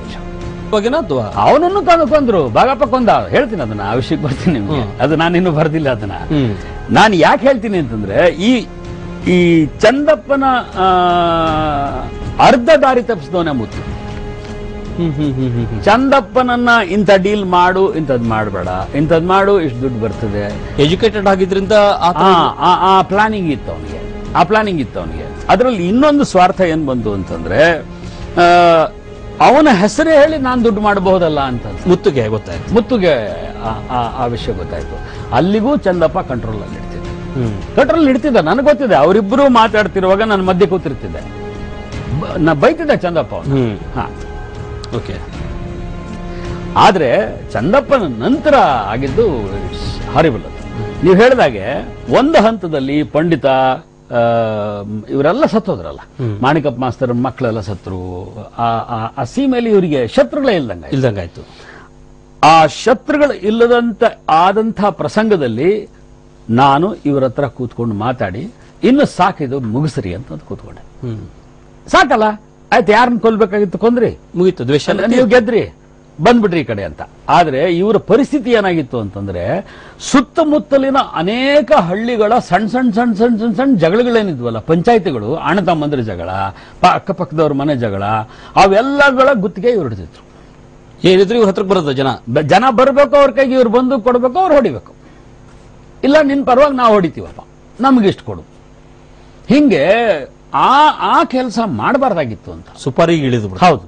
ಅದ್ರ ಜೊತೆಗೆ ಹಾಳು ಮಾಡಿದ್ದು ಅಂತಂದ್ರೆ ನನಗೆ ಇವತ್ತಿನವರೆಗೂ ಅಕ್ಷಮ್ಯ ಅಂತ ಅನ್ಸೋದು ಅಂತಂದ್ರೆ ಇಂಡಿಯಾ ಅಂದಿನ ಶಾಸಕರಾದಂತ ರವಿ ಪಾಟೀಲ್. ಇಡೀ ಹತ್ಯೆಗಳ ಸರಣಿ ರಾಜಕೀಯ ತಿರುವನ್ನ ಪಡೀಲಿಕ್ಕೆ ಶುರುವಾಗತ್ತೆ. ಅದರ ಆರಂಭ ಆಗೋದು ಇವರು ಊರಿನ ವ್ಯಾಜ್ಯಗಳನ್ನ ಬಗೆಹರಿಸಲಿಕ್ಕೆ ಶುರು ಮಾಡ್ತಾರೆ, ಅಲ್ಲಿ ವಸೂಲಿಗೆ ಇಳಿತಾರೆ. ಅದರಲ್ಲಿ ಪ್ರಮುಖವಾದಂತಹ ವ್ಯಕ್ತಿ ಅಂದ್ರೆ ಚಂದ್ರಕಾಂತ್ ವಾರಿಕ್. ಆತನ ದೃಶ್ಯವನ್ನ, ಆತನ ಫೋಟೋವನ್ನ ಈಗ ನಾವು ನೋಡ್ತಾ ಇದೀವಿ. ಇದನ್ನ ಚಂದ್ರಕಾಂತ್ ವಾರಿಕ್. ಚಂದ್ರಕಾಂತ್ ವಾರಿಕ್ ಖಜೂರಿ ಗ್ರಾಮದ ಹುಡುಗ ಮತ್ತು ಚಂದಪ್ಪ ಹರಿಜನನ ಅತ್ಯಂತ ಆತ್ಮೀಯ ಸ್ನೇಹಿತ, ನಿಕಟವರ್ತಿ. ಇವರಲ್ಲಿ ನೋಡಿ, ನಿಮಗೆ ಅರ್ಥ ಮಾಡ್ಕೋಬೇಕು, ಇವರ ಹೊಲ ಅಂತಂದ್ರೆ ಊರು ಹೊರಗಡೆ ಇದೆ. ಊರ ಹೊರಗಡೆ ಇರುವಂತ ಇವರ ಹೊಲದಲ್ಲಿ ಮನೆ ಕಟ್ಕೊಂಡಿದ್ದಾರೆ ಮತ್ತು ಅದರೊಳಗೊಂದು ಗರಡಿ ಮನೆ ಇದೆ. ಇವತ್ತೇ ಪೈಲ್ವಾನ್, ಇವರೆಲ್ಲ ಬಾಡಿ ಬಿಲ್ಡರ್ಸ್. ಇವ್ರಿಗೂ ಯಾವ ಚಟಗಳು ಇಲ್ಲದೆ ಇರುವಂತ ಕೇವಲ ಬಾಡಿ ಬಿಲ್ಡ್ ಮಾಡ್ಕೊಂಡಿದ್ದಂತ ಇವರು. ಸೊ ಇವರು ಜಾಯಿನ್ ಆಗಿ ಒಂದು ಭಯಾನಕವಾದ ಕೊಲೆಯನ್ನು ಮಾಡ್ತಾರೆ. ಈ ಚಂದ್ರಕಾಂತ್ ವಾರಿಕ್ನೇ ಮಾಡ್ತಾನೆ. ಬಸ್ ನಿಲ್ಲಿಸಿ ಆ ಬಸ್ನೇ ತಗೊಂಡೋಗಿ ನಾಗ ಅಂತ ಹೇಳಿ ಅವನ್ನ ಸಮಾಧಿ ಮೇಲೆ ಕತ್ತರಿಸ್ತಾರೆ ಅವನ್ನ. ಅಂದ್ರೆ ಆ ತರಹಗಳಿಗೆ ಪ್ರಚೋದನೆಯನ್ನು ಕೊಡ್ಲಿಕ್ಕೆ ಚಂದಪ್ಪ ಶುರು ಮಾಡ್ತಾನೆ. ಅಂದ್ರೆ ಆಯ್ತಪ್ಪ, ನಿನ್ ಕಷ್ಟ ಇದೆಯಲ್ಲ, ನಿನ್ ಪರವಾಗಿ ನಾ ಇದ್ದೀನಿ. ಅದು ಒಂಥರ ಸಪೋರ್ಟ್ ಹುಮ್ತನ. ಅದ್ರೊಳಗೆ ದುಡ್ಡೇನು ಮಹಾ ಬರ್ತಾ ಇರಲಿಲ್ಲ. ಅಟ್ ಶೆಲ್ಟರ್ ಸಿಗ್ತಾ ಇತ್ತು. ಯಾಕಂದ್ರೆ ಇವ್ರ ಮನೇಲಿ ಒಂದು 6 ತಿಂಗಳು ಇರ್ಬೋದಾಗಿತ್ತು, ಅಥವಾ ಬೋರ್ಗಿ ಅವರ ಅತ್ತೆ ಮನೇಲಿ ಇರ್ಬೋದಾಗಿತ್ತು, ಕೇಸಪ್ಪನ ಅತ್ತೆ ಮನೇಲಿ ಇರ್ಬೋದಾಗಿತ್ತು. ಈ ತರದ ಬಿಟ್ರೆ ಮಹಾ ದುಡ್ಡೇನು ನೋಡ್ಲಿಲ್ಲ. ಆದ್ರೆ ಒಂದು ಹೇಳ್ಬೇಕು, ಆ ಕೆನಾಲ್ ಏನ್ ಬಂತು, ಆ ಕೆನಾಲ್ ಕಾಂಟ್ರಾಕ್ಟರ್ಸ್ ಇಂದ ಸುಲ್ದು ತಿಂದವ್ರು. ಹೌದು, ಅಲ್ಲಿಂದ ಸುಲ್ದು ತಿಂದು ದುಡ್ಡು ಮಾಡಿಕೊಂಡ್ರು. ಆ ದುಡ್ಡು ಎಲ್ಲಿ ಹೋಯ್ತು ಏನು ಭಗವಂತ ಬಲ್ಲ.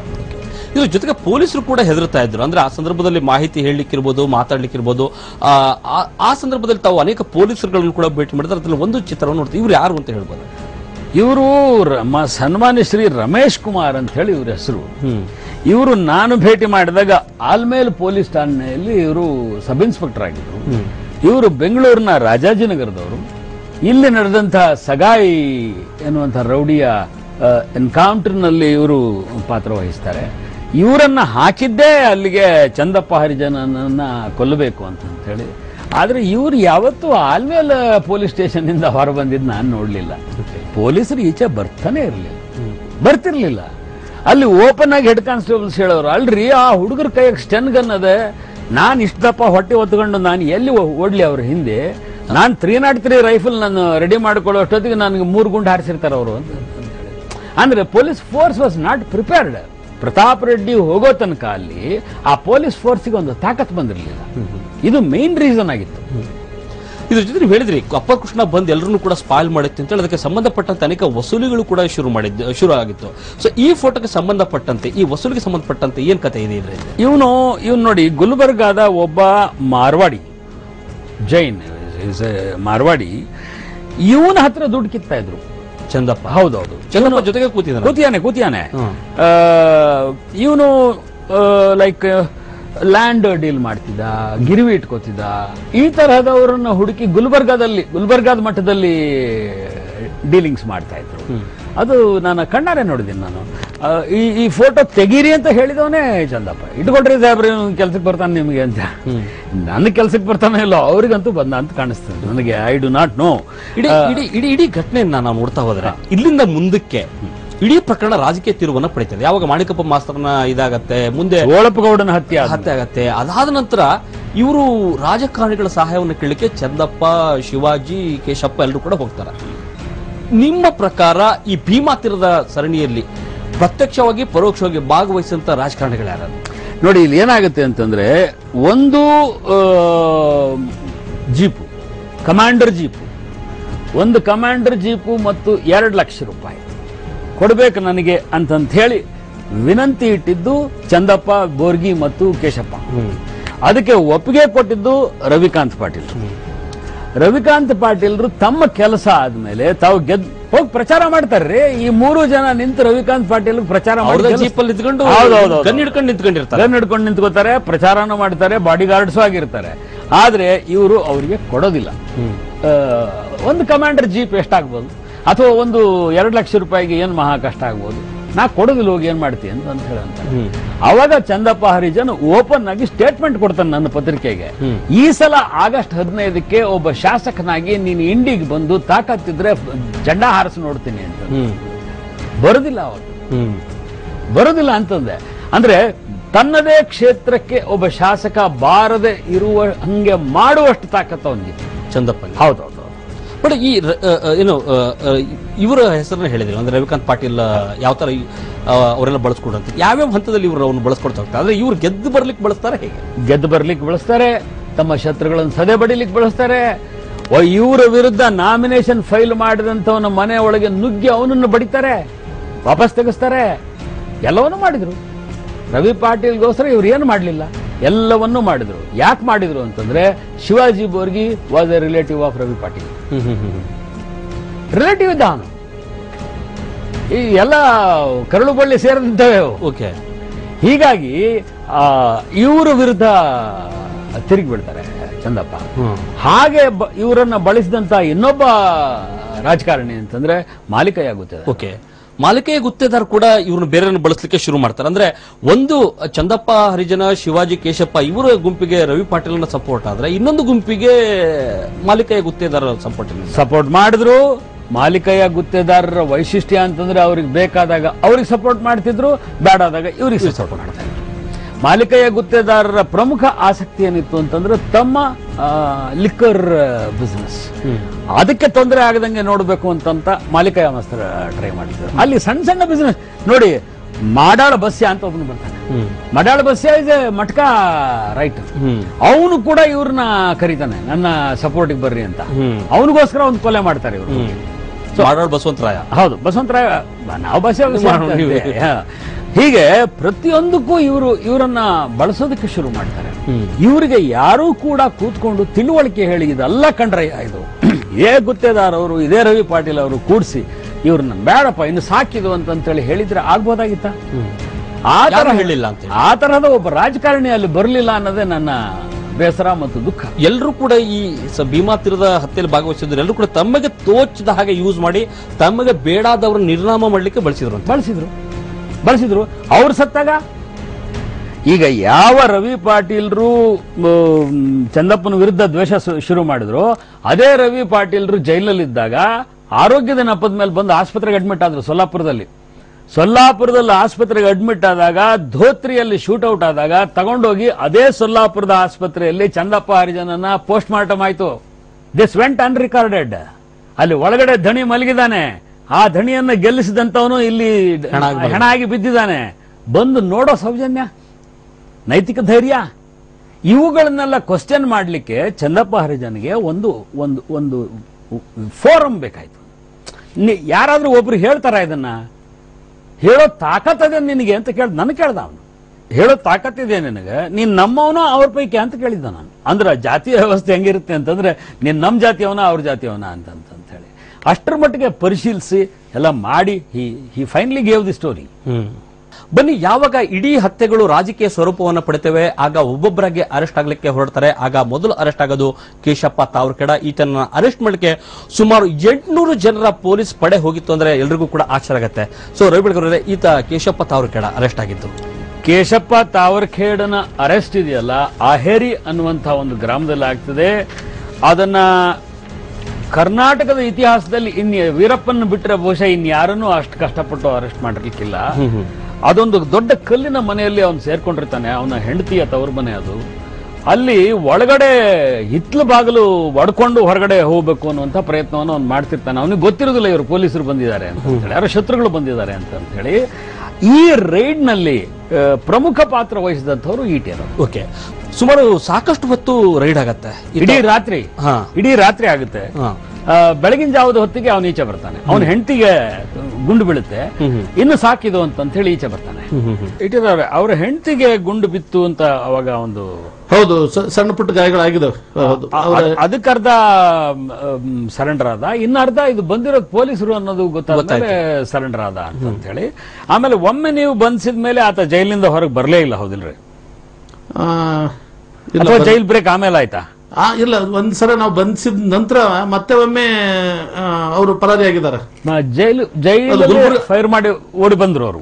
ಗುಲ್ಬರ್ಗಾದಿಂದ ಏನೋ ಓಡಿ ಹೋಗಿದ್ದಾರೆ ಅವರು. ಹೌದು, ಜೈಲಲ್ಲಿ ಖಾರಪುಡಿ ಎರಚಿ ಗುಲ್ಬರ್ಗಾದಿಂದ ಮೋಸ್ಟ್ಲಿ ಅಲ್ಲಿಂದ ಪರಾರಿ ಆಗ್ತಾರೆ. ಅಲ್ಲಿಂದ ಆಗಿದ್ದಾರೆ. ಚಂದಪ್ಪನ ಅರೆಸ್ಟ್ ಮಾಡಿದ್ರೆ ಚಂದಪ್ಪ ಇದರಿಂದ ಆಗಿರೋದು, ಆಸ್ಪತ್ರೆಯಿಂದ ಅದು ಒಂದು ದೊಡ್ಡ ನಾಟಕ ಮಾಡಿ ಪರಾರಿ ಆದ ಅದೆಲ್ಲ. ಓಕೆ, ಈಗ ನೇರವಾಗಿ ಚರ್ಚಣದ ಹತ್ಯೆಗೆ ನಾವು ಬರ್ತಾ ಇದೀವಿ. ಚರ್ಚಣದಲ್ಲಿ ಕೂಡ ಸಾಕಷ್ಟು ಹತ್ಯೆ ಆಗ್ತದೆ, ಶಾಂತನ ಮಕ್ಕಳದ್ದು. ಅದೊಂದು ಬ್ರೀಫ್ ಆಗಿ ಏನಾಯ್ತು ಅಂತ ಹೇಳ್ಬೋದಾ? ಅದು ಈಟೇರ್ ಅವರಿಗೆ ನನಗಿಂತ ಬಹಳ ಚೆನ್ನಾಗಿ ಗೊತ್ತು. ಈಟೇರ್ ಅವರ ಪರಿಸ್ಥಿತಿ ಏನಿತ್ತು ಅಂತ ನಾನು ಅವ್ರಿಗೆ ಹೇಳ್ತೀನಿ. ಏನಿತ್ತು ಅಂದ್ರೆ, ಈಟೇರ್ ಅವರ ದಯವಿಟ್ಟು ಕೇಳಿಸ್ಕೊಳ್ರಿ, ಮನೆಯಿಂದ ಹೊರಡುವಾಗ ಹೊರಗಡೆ ನೀರು ಕುಡಿದ್ರೆ ಎಲ್ಲಿ ವಿಷ ಹಾಕ್ತಾರೋ ಅನ್ನೋ ಕಾರಣಕ್ಕೆ ಮನೆಯಿಂದ ನೀರನ್ನ ತಗೊಂಡು ಹೋಗ್ತಾ ಇದ್ದಂತ ಕಾಲ ಇತ್ತು ಈಟೇರ್ ಅವರಿಗೆ. ಹೌದೇ? ನಿಜ ಇದೆ. ಅಂದ್ರೆ ಎಷ್ಟರ ಮಟ್ಟಿಗೆ ಒಂದು ಕಹಿಯ ವಾತಾವರಣವನ್ನ ಈಟೇರ್ ಅವರು ಕೂಡ ನೀರಿನ ಮನೆಯಿಂದನೇ ಹೋಯ್ತಿದ್ರು. ಈಟೇರ್ ಅವಾಗ ಸಬ್ ಇನ್ಸ್ಪೆಕ್ಟರ್ ಆಗಿದ್ರು, ಅಂಡ್ ಈ was one of the bold sub inspectors. ಆಮೇಲೆ ಅವರು ಮನಸ್ಸು ಮಾಡಿದ್ರೆ ಯಾರು ಹೆಣ ಬೇಕಾದ್ರೂ ಹಾಕ್ಬೋದಾಗಿತ್ತು. ಆ ತರಹದ ಪೊಲೀಸಿಂಗ್ ಮಾಡಿದಂತಹ ಒಬ್ಬ ದಿಟ್ಟ ಅಧಿಕಾರಿ. ಇವತ್ತು ಒಬ್ಬ ಕಾನ್ಸ್ಟೇಬಲ್ ನಾನು ನೆನ್ಸ್ಕೊಳ್ಬೇಕಾಗುತ್ತೆ, ಬಡಿಗೇರ್ ಅಂತ ಹೇಳಿ, ಬಹುಶಃ ಈಸ್ ನೋ ಮೋರ್. ಅವ್ರ ಮನೆಯಿಂದ ಊಟ ತರಿಸ್ಕೊಳ್ತಿದ್ದೆ, ನಾ ಬೇರೆ ಎಲ್ಲಿ ತರಿಸ್ಕೊಳಕ್ ಹೋಗ್ತಿದ್ದಿಲ್ಲ. ಅವನು ಮನೆ ಕ್ವಾರ್ಟರ್ಸ್ ನಲ್ಲೇ, ನಾನು ಕ್ವಾರ್ಟರ್ಸ್ ನಲ್ಲೇ ಇದ್ದೆ. ಅವನ ಮನೆಯಿಂದ ಕ್ವಾರ್ಟರ್ಸ್ ನಿಂದ ನನ್ನ ಮನೆಗೆ ಅವರು ಹುಡುಗರು ಮಕ್ಕಳು, ಸಣ್ಣ ಮಕ್ಕಳು ಊಟ ತಗೊಂಡು ಬಂದು ನನ್ನ ಮನೆ ಒಳಗೆ ಮುಟ್ಟೋವರೆಗೂ ಅವ್ನು ಬಾಗಿಲಲ್ಲಿ ನಿಂತ್ಕೊಂಡು ನೋಡ್ತಾ ಇದ್ದ, ಯಾರಾದ್ರೂ ಮತ್ತೆ ಏನಾದ್ರೂ ಮಿಸ್ಚೀಫ್ ಮಾಡಬಾರ್ದು ಅಂತ ಹೇಳಿ. ನನ್ನ ಮನೆ ಒಳಗೆ ಬಂದ ಹುಡುಗರು ಊಟ ಕೊಟ್ಟ ನಂತರ ಆವಾಗ ಅವನಿಗೆ ಕನ್ಫರ್ಮ್ ಆಗೋದು, ನೇರವಾಗಿ ಹೋಗಿ ಊಟ ಸಾಹೇಬ್ರು ಮುಟ್ಟಿದೆ ಅಂತ ಹೇಳಿ. ಅಷ್ಟೊಂದು ಪಾಪ ಇವತ್ತು ಆ ಮನುಷ್ಯ ಇಲ್ಲ. ಅವ್ರು 4 ಜನ ನನ್ನ ಜೊತೆಗೆ ಬಹಳ ರಾತ್ರಿ ಹಗಲು 24 ತಾಸನ್ನು ಕೆಲಸ ಮಾಡಿದ್ರು. ಶಾಂತ ಅಂತೇಳಿ, ಶಾಂತನ ಮಕ್ಕಳು ಅಂತೇಳಿ ಅವ್ರನ್ನ ಕರೀತಾರೆ. ಅನೈತಿಕ ಸಂಬಂಧದಿಂದ ಶುರು ಆಗುತ್ತೆ ಈ ಹತ್ಯೆ ಸರಣಿ. ಶಾಂತನ ಮರ್ಡರ್ ಮಾಡ್ತಾರೆ ಊರ್ ಜನ ಸೇರಿ. ಈಟರ್ ಅವರು ನನಗೆ ಗೊತ್ತಿದ್ದ ಮಟ್ಟಿಗೆ ಶಾಂತನ ಮರ್ಡರ್ ಮಾಡಿದ ಮೇಲೆ ಶಾಂತನ್ ತಂಗಿ ಒಬ್ಬ ಆಕೆ ಅತ್ತೆ ಈ ಇಬ್ಬರು ಮಕ್ಕಳನ್ನ ಬೆಳೆಸ್ತಾಳೆ. ನಿಮ್ಮಪ್ಪ ಹುಲಿ ಇದ್ದಂಗಿದ್ದ, ನಿಮ್ಮಪ್ಪ ಸತ್ತಿದ್ದು ಸಂಯುಕ್ತ ಕನ್ನಡದಾಗ ಬಂದಿತ್ತು ಅಂತ. ನಿಮ್ಮಪ್ಪ ಹುಲಿ ಇದ್ದಂಗಿದ್ದ, ಸತ್ತಾಗ ಸಂಯುಕ್ತ ಕನ್ನಡದಾಗ ಬಂದಿತ್ತು. ನೀವು ದೊಡ್ಡವರಾದ್ಮೇಲೆ ಅವ್ರು ಯಾರ್ಯಾರು ಮರ್ಡರ್ ಮಾಡಿದ್ರು ಅವ್ರನ್ನ ಮರ್ಡರ್ ಮಾಡಬೇಕು ಅಂತೇಳಿ 20 ವರ್ಷ ದ್ವೇಷ ಬೆಳೆಸ್ತಾಳೆ, ಹಾಲು ಕುಡಿಸಿ ಬೆಳೆಸ್ತಾಳೆ. ಏನು ರಾಜಕೀಯ ತಿರುವುಗಳನ್ನ ಪಡೆದಂತಹ ಈ ಹತ್ಯೆಗಳ ಸರಣಿಯಲ್ಲಿ ಯಾರ್ಯಾರು ಭಾಗವಹಿಸಿದ್ರು ಅವರ ಅಂತ್ಯ ಕೂಡ ಆರಂಭ ಆಗುತ್ತೆ. ಮೊದಲು ಕೇಶಪ್ಪ ತಾವರ್ಕೇಡ ಅರೆಸ್ಟ್ ಆಗ್ತಾನೆ.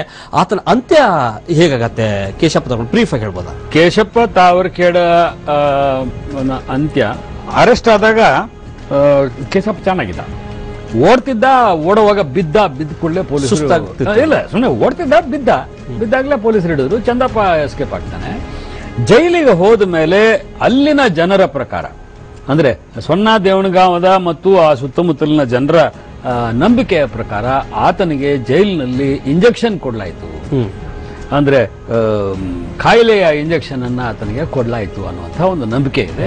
ಆದ್ರೆ ಆತ ತೀರ್ಕೊಂಡಾಗ ನಾನು ಆತನನ್ನು ನೋಡಿದ್ದೆ, ಬಹಳ ಕೃಷನಾಗಿದ್ದ, ಬಹಳ ಹೀನಾಯ ಸ್ಥಿತಿಯಲ್ಲಿ, ಬಹಳ ಹೀನಾಯೋಗ ಸತ್ತ. ಅಂದ್ರೆ ತುಂಬಾ ಕಾಯಿಲೆ ಆಗ್ಬಿಟ್ಟಿತ್ತು ಒಂದು. ಎರಡನೇದು ಶಿವಾಜಿ ಬೋರ್ಗಿ. ಈಗ ನೋಡ್ತಾ ಇದೀವಿ ಶಿವಾಜಿ ಬೋರ್ಗಿ. ಹೌದು, ಈ ಡಾಬಾದಲ್ಲಿ ಒಂದು ರೈಡ್ ಆಗತ್ತೆ, ಹಿಡಿಯೋದ್ ಸಂದರ್ಭ. ಹೌದು. ಅವಾಗ ಈ ತರ ಇದ್ದ ಅವನು, ನೋಡ್ಲಿಕ್ಕೆ ಒಳ್ಳೆ ಹೀಗಿದ್ದ. ಫೈರ್ ಮಾಡ್ದ ಅಂದ್ರೆ ಗಂಟುಗಟ್ಲೆ ಫೈರ್ ಮಾಡ್ತಾನೆ.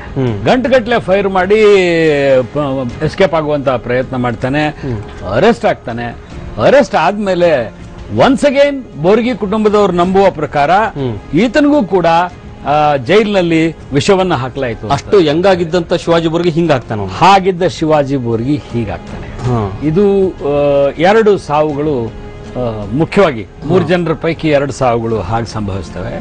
3ನೇ ಸಾವು ಚಂದಪ್ಪ ಹರಿಜನ. ಓಕೆ, ಚಂದಪ್ಪ ಹರಿಜನನ ಸಾವು ಹೇಗಾಗತ್ತೆ ಅನ್ನೋದಕ್ಕಿಂತ ಮೊದಲು ಆತನ ಮನೆ ಮೇಲೆ ರೈಡ್ ಮಾಡಿದ ಟೀಮಿನ ಒಂದು ಫೋಟೋ ಈಗ ನಾವು ತೋರಿಸ್ತಾ ಇದ್ದೀವಿ. ಇಲ್ಲಿ ಪ್ರತಾಪ್ ರೆಡ್ಡಿ ಅವರು ಕೂಡ ತಾವು ಗಮನಿಸಬಹುದು. ಇಡೀ ಈ ಟೀಮ್ ಯಾವ ರೀತಿ ಕಾರ್ಯಾಚರಣೆಯನ್ನ ರೂಪಿಸುತ್ತೆ, ನಂತರ ಈ ಚಂದಪ್ಪನ ಅಂತ್ಯ ಹೇಗಾಗತ್ತೆ ಅಂತ. ಈ ಟೀಮ್ನ ಕಾರ್ಯಾಚರಣೆ ಏನಾಗ್ಲಿಲ್ಲ. ಈ ಚಂದಪ್ಪ ಹರಿಜನನ್ಗೆ ಯಾರು ಶೆಲ್ಟರ್ ಕೊಟ್ರು, ಧೋತ್ರೆ ಗ್ರಾಮದ ಗುರೂಜಿ ಅಂತ ಹೇಳಿ, ಆ ಗುರೂಜಿಗೆ ಮಾಡಲಾರದಷ್ಟು ಉಪಕಾರವನ್ನ ಚಂದಪ್ಪ ಮಾಡಿದ.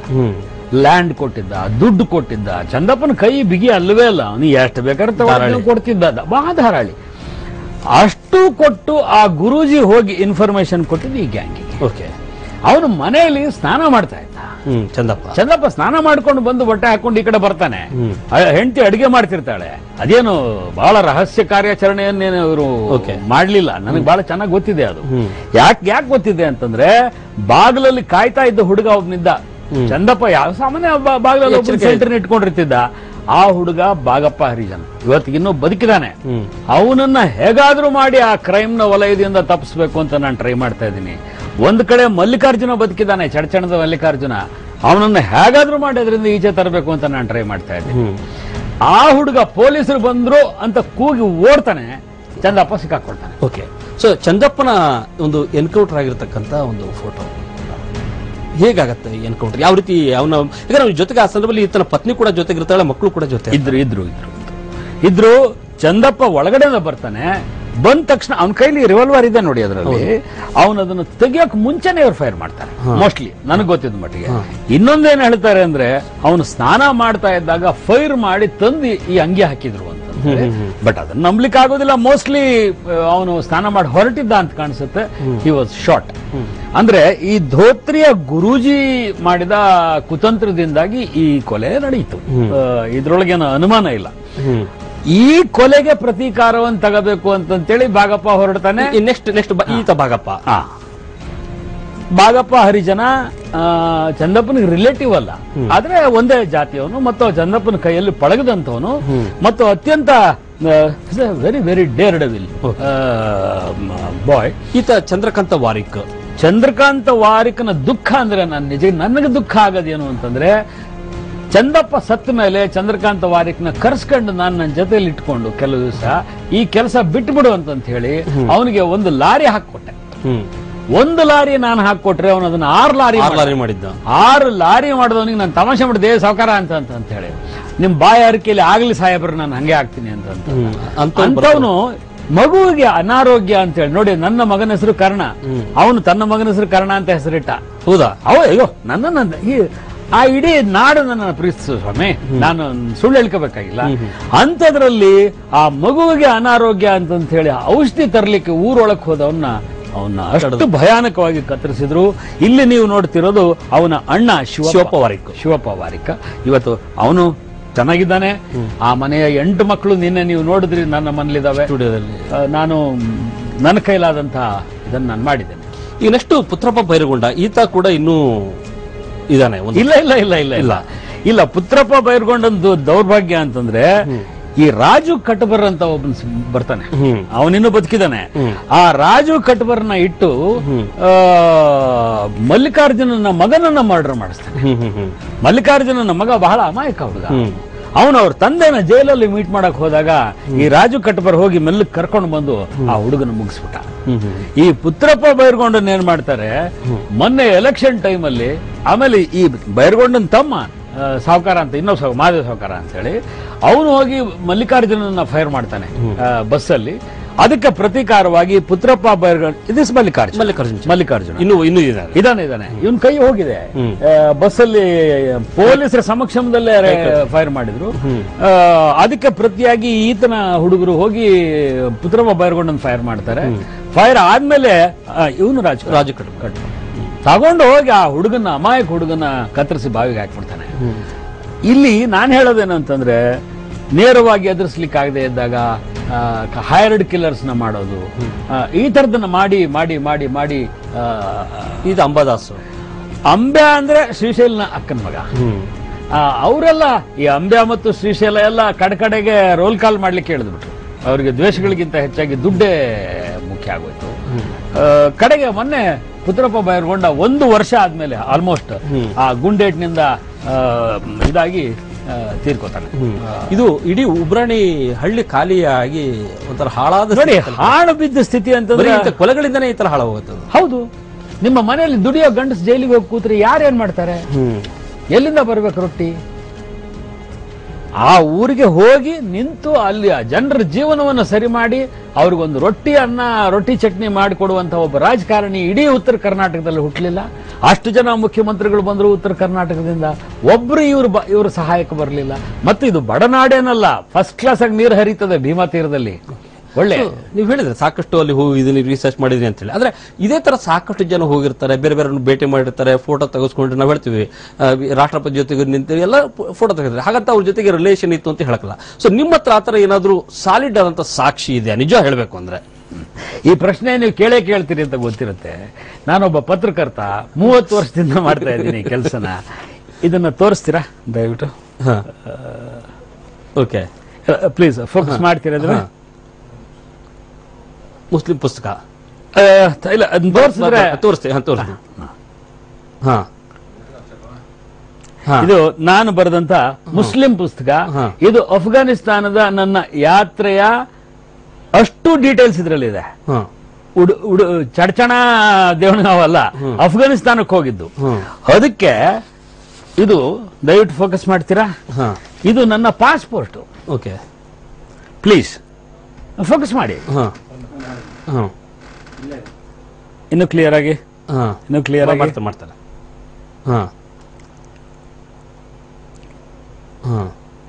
ಅಫ್ಘಾನಿಸ್ತಾನಕ್ಕೆ ನಾನು ಹೋದ ಪಾಸ್ಪೋರ್ಟ್. ಇದನ್ನೇ ನಂಬಲ್ಲ ಅಂತಂದ್ರೆ ಇನ್ನು ನಾನು ಚಡ್ಚಣಕ್ಕೆ ಹೋಗ್ಲಿಲ್ಲ ಅಂತಂತಂದ್ರೆ, ಉಮ್ರಾಣಿಗೆ ಹೋಗಿಲ್ಲ ಅಂತಂದ್ರೆ, ಅಥವಾ ಸೊನ್ನ ದೇವನಗಾಂವ್ಗೆ ಹೋಗ್ಲಿಲ್ಲ ಅಂತಂದ್ರೆ, ಅದಕ್ಕಿರೋ ಏಕೈಕ ಸಾಕ್ಷಿ ಅಂದ್ರೆ ಆ ಭೀಮಾ ನದಿ ಮತ್ತು ಉತ್ತರ ಕರ್ನಾಟಕ ಅಂತ ನಾನು ಭಾವಿಸ್ತೇನೆ. ಇದಕ್ಕಿರುವಂತ ಒಂದೇ ದಾರಿ ಅಂತಂದ್ರೆ ಮೀಡಿಯಾದವ್ರು, ನಾವೇನಿದ್ದೀವಿ, ಟಿವಿ ಇರ್ಬೋದು, ಪತ್ರಿಕೆಯವರು ಇರ್ಬೋದು, ಆದಷ್ಟು ಈ ಕೊಲೆಗಳನ್ನ ವಿಜೃಂಭಿಸದೆ, ಇವುಗಳನ್ನ ದೊಡ್ಡದಾಗಿ ಸುದ್ದಿ ಮಾಡದೆ, ಅವುಗಳನ್ನ ಅಲ್ಲಲ್ಲೇ ಸಪ್ರೆಸ್ ಮಾಡೋದು ಒಂದು. ಎರಡನೇದು, ಒಂದು ಅಭಿಯಾನ ಹೊರಡಬೇಕು. ನಾನು ಸಿದ್ಧನಿದ್ದೇನೆ. ಬಿಜಾಪುರ ಜಿಲ್ಲೆ ಮತ್ತು ಗುಲ್ಬರ್ಗಾ ಜಿಲ್ಲೆ ಕಾಲ್ನಡಿಗೆಯಲ್ಲಿ ಒಂದೊಂದು ಗ್ರಾಮಕ್ಕೂ ಹೋಗಿ ಈ ಬಂದೂಕನ್ನ ಕೆಳಗಡೆ ಇಡಿ ಅಂತ ಕೇಳಿಕೊಂಡು ಬರುವಂತಹ ಕೆಲಸವನ್ನ ನಾನು ಜನರ ಪರವಾಗಿ, ನಿಮ್ಮೆಲ್ಲರ ಪರವಾಗಿ, ಬುದ್ಧಿಜೀವಿಗಳ ಪರವಾಗಿ, ಸರ್ಕಾರದ ಪರವಾಗಿ ಮಾಡ್ತೀನಿ. ನನಗೆ ಅದಕ್ಕೋಸ್ಕರ 1 ಪೈಸಾ ಕೊಡಬೇಕಾಗಿಲ್ಲ. ಕಾಲ್ನಡಿಗೆಯಲ್ಲಿ ಬರ್ತೀನಿ. ಈ ಬಿಸಿಲುಗಾಲ ಕಳೀಲಿ ಅಂತ ನಾನು ಕಾಯ್ತಾ ಇದ್ದೀನಿ. ಒಮ್ಮೆ ಬಿಸಿಲುಗಾಲ ಕಳೆದ ಮೇಲೆ ಖಂಡಿತವಾಗಿಯೂ ಭೀಮಾ ತೀರಕ್ಕೆ ಹೋಗಿ ಭೀಮಾ ತೀರದಲ್ಲಿ ಆ ನದಿಗೆ ಒಂದು ಪೂಜೆಯನ್ನ ಮಾಡಿ ಅಲ್ಲಿಂದ ಹೊರಡ್ತೀನಿ. ನಮಸ್ಕಾರ. Thank you.